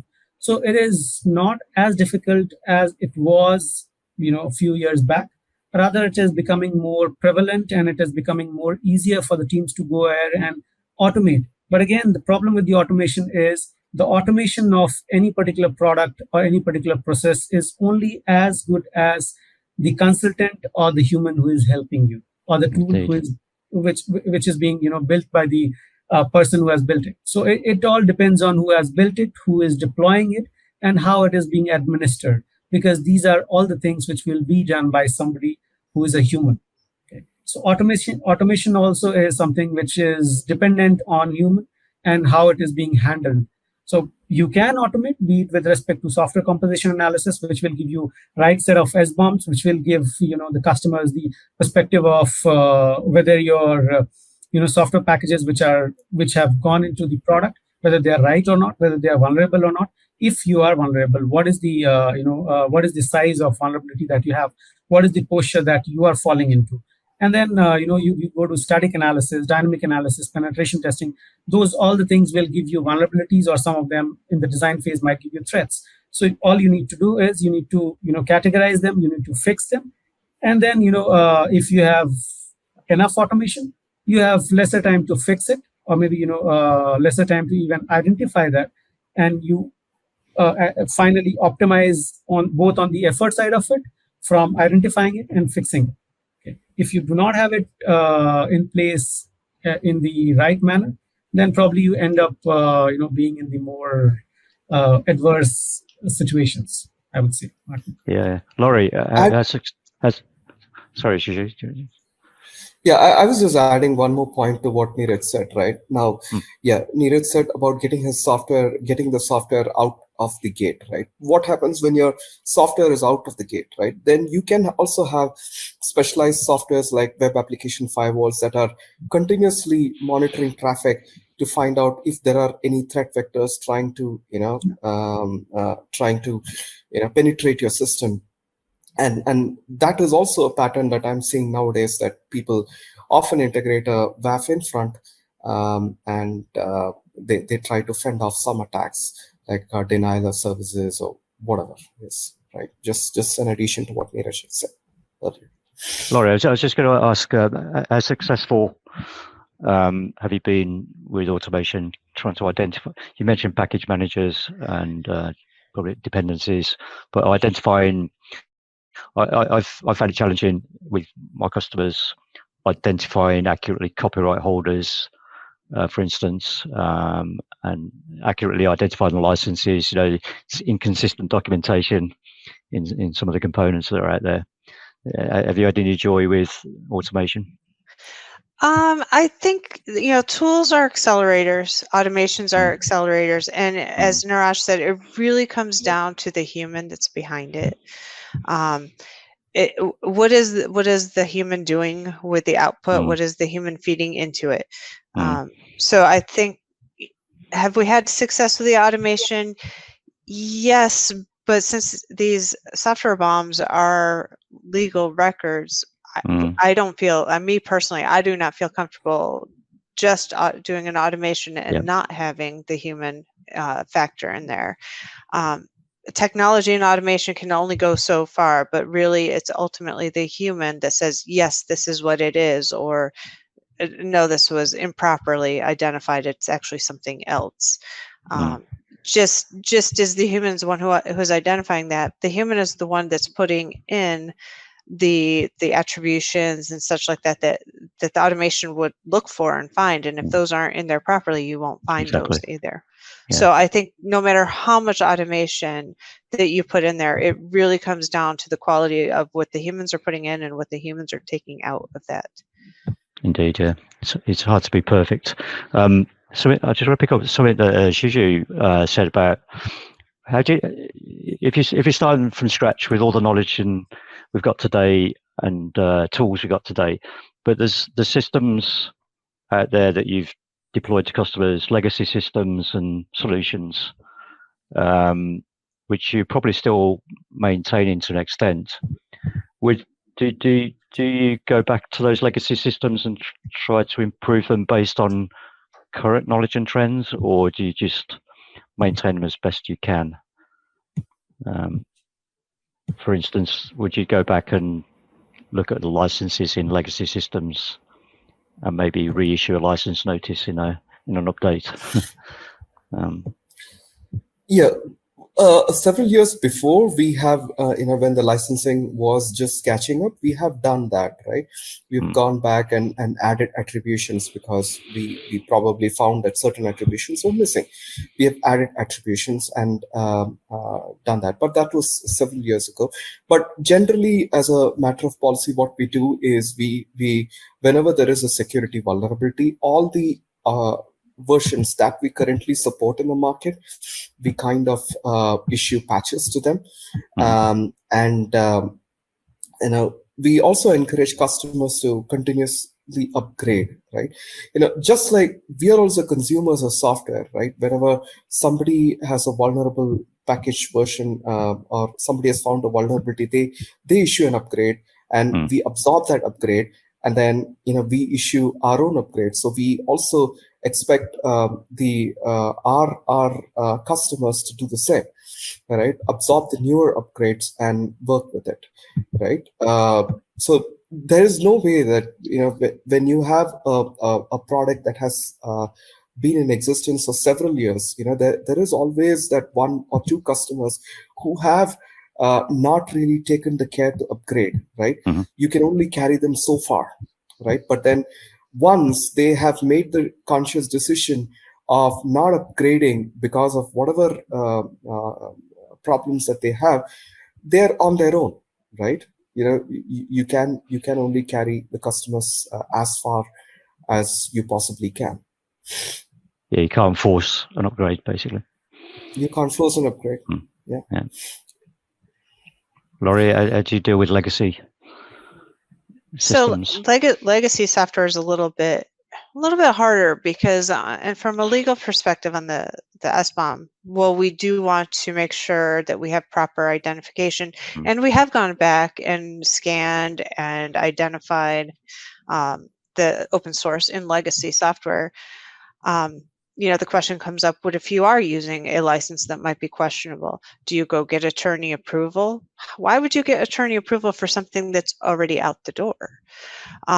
So in that case, sir, you do have to make a risk assessment. Do we need to reissue something to remove a package that maybe we shouldn't have used? Or, you know, or how do you handle that? But in a lot of cases, the attorneys think, you know, if the risk is already out there, then you can't really pull it back because you don't know who may have a copy of that software. Even if you replace it on your website, somebody could have downloaded it and saved it somewhere. You can't remove all traces of it. So it is a little bit of you know, you have to evaluate the risk on a case by case basis, but you absolutely do have to make sure you have some kind of bill of materials for even legacy software. Yeah, Matt, you got any perspective on that?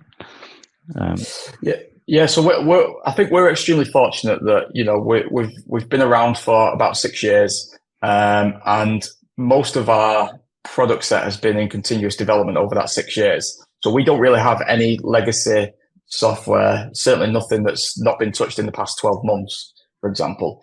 But one of the things that would potentially, you know, worry me about, you know, taking on legacy software is our, you know, medical device classification. You know, it's not just a security thing, but is that legacy application going to be safe? How can we understand, you know, the nitty gritty of that software and work out, you know, if there is anything that could cause actual harm to, you know, the patients of the users of our software? So I think we're compared to the rest of the panel, we're lucky that we don't have to take on that responsibility for legacy software at the moment. And the other challenge with that legacy software, which is great since the software is only 6 years old at most, you know, you might have the luxury that some of your SMEs might still be there, your subject matter experts. In our case, if we're looking at something that's maybe been out there 10, 15 years, we may not have anybody who knows anything about that software anymore. So, and that does make it a little more challenging. Yeah, indeed.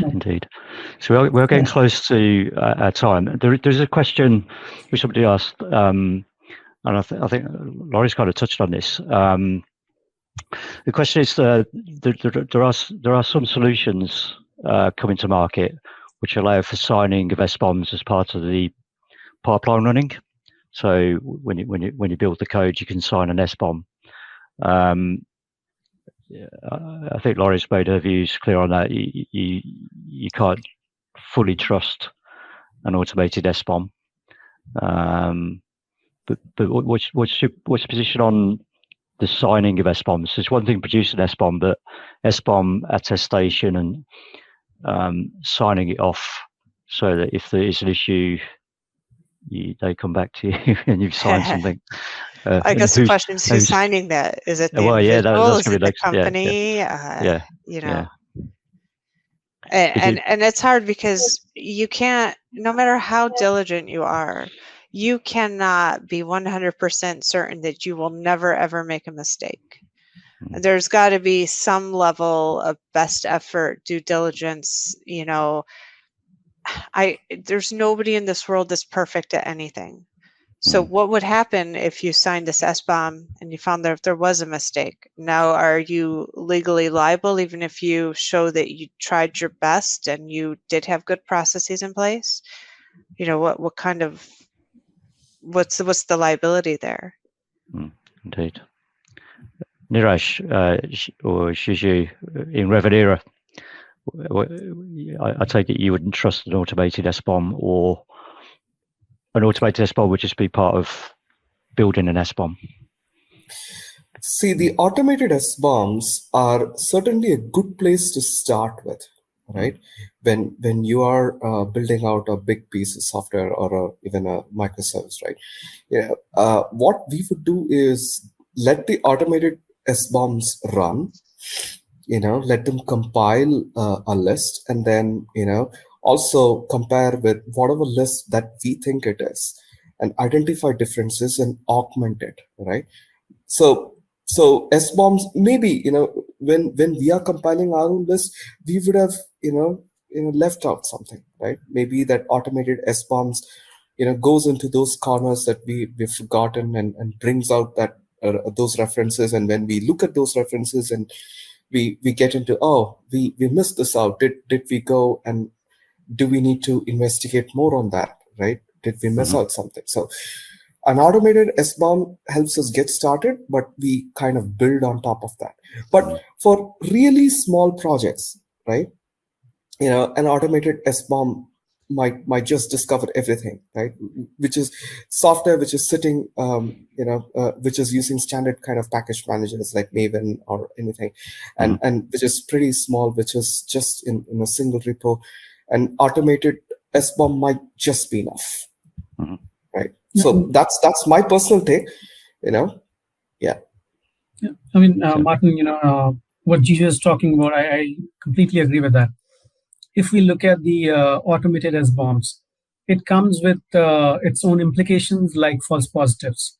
Okay, there are a lot of false positives which comes into play because you have, you have a huge code which is written in any of the language. There are multiple packages which have been used, and even the developers who are working on it, they are not aware that which particular code has actually been used and which particular code has not been used.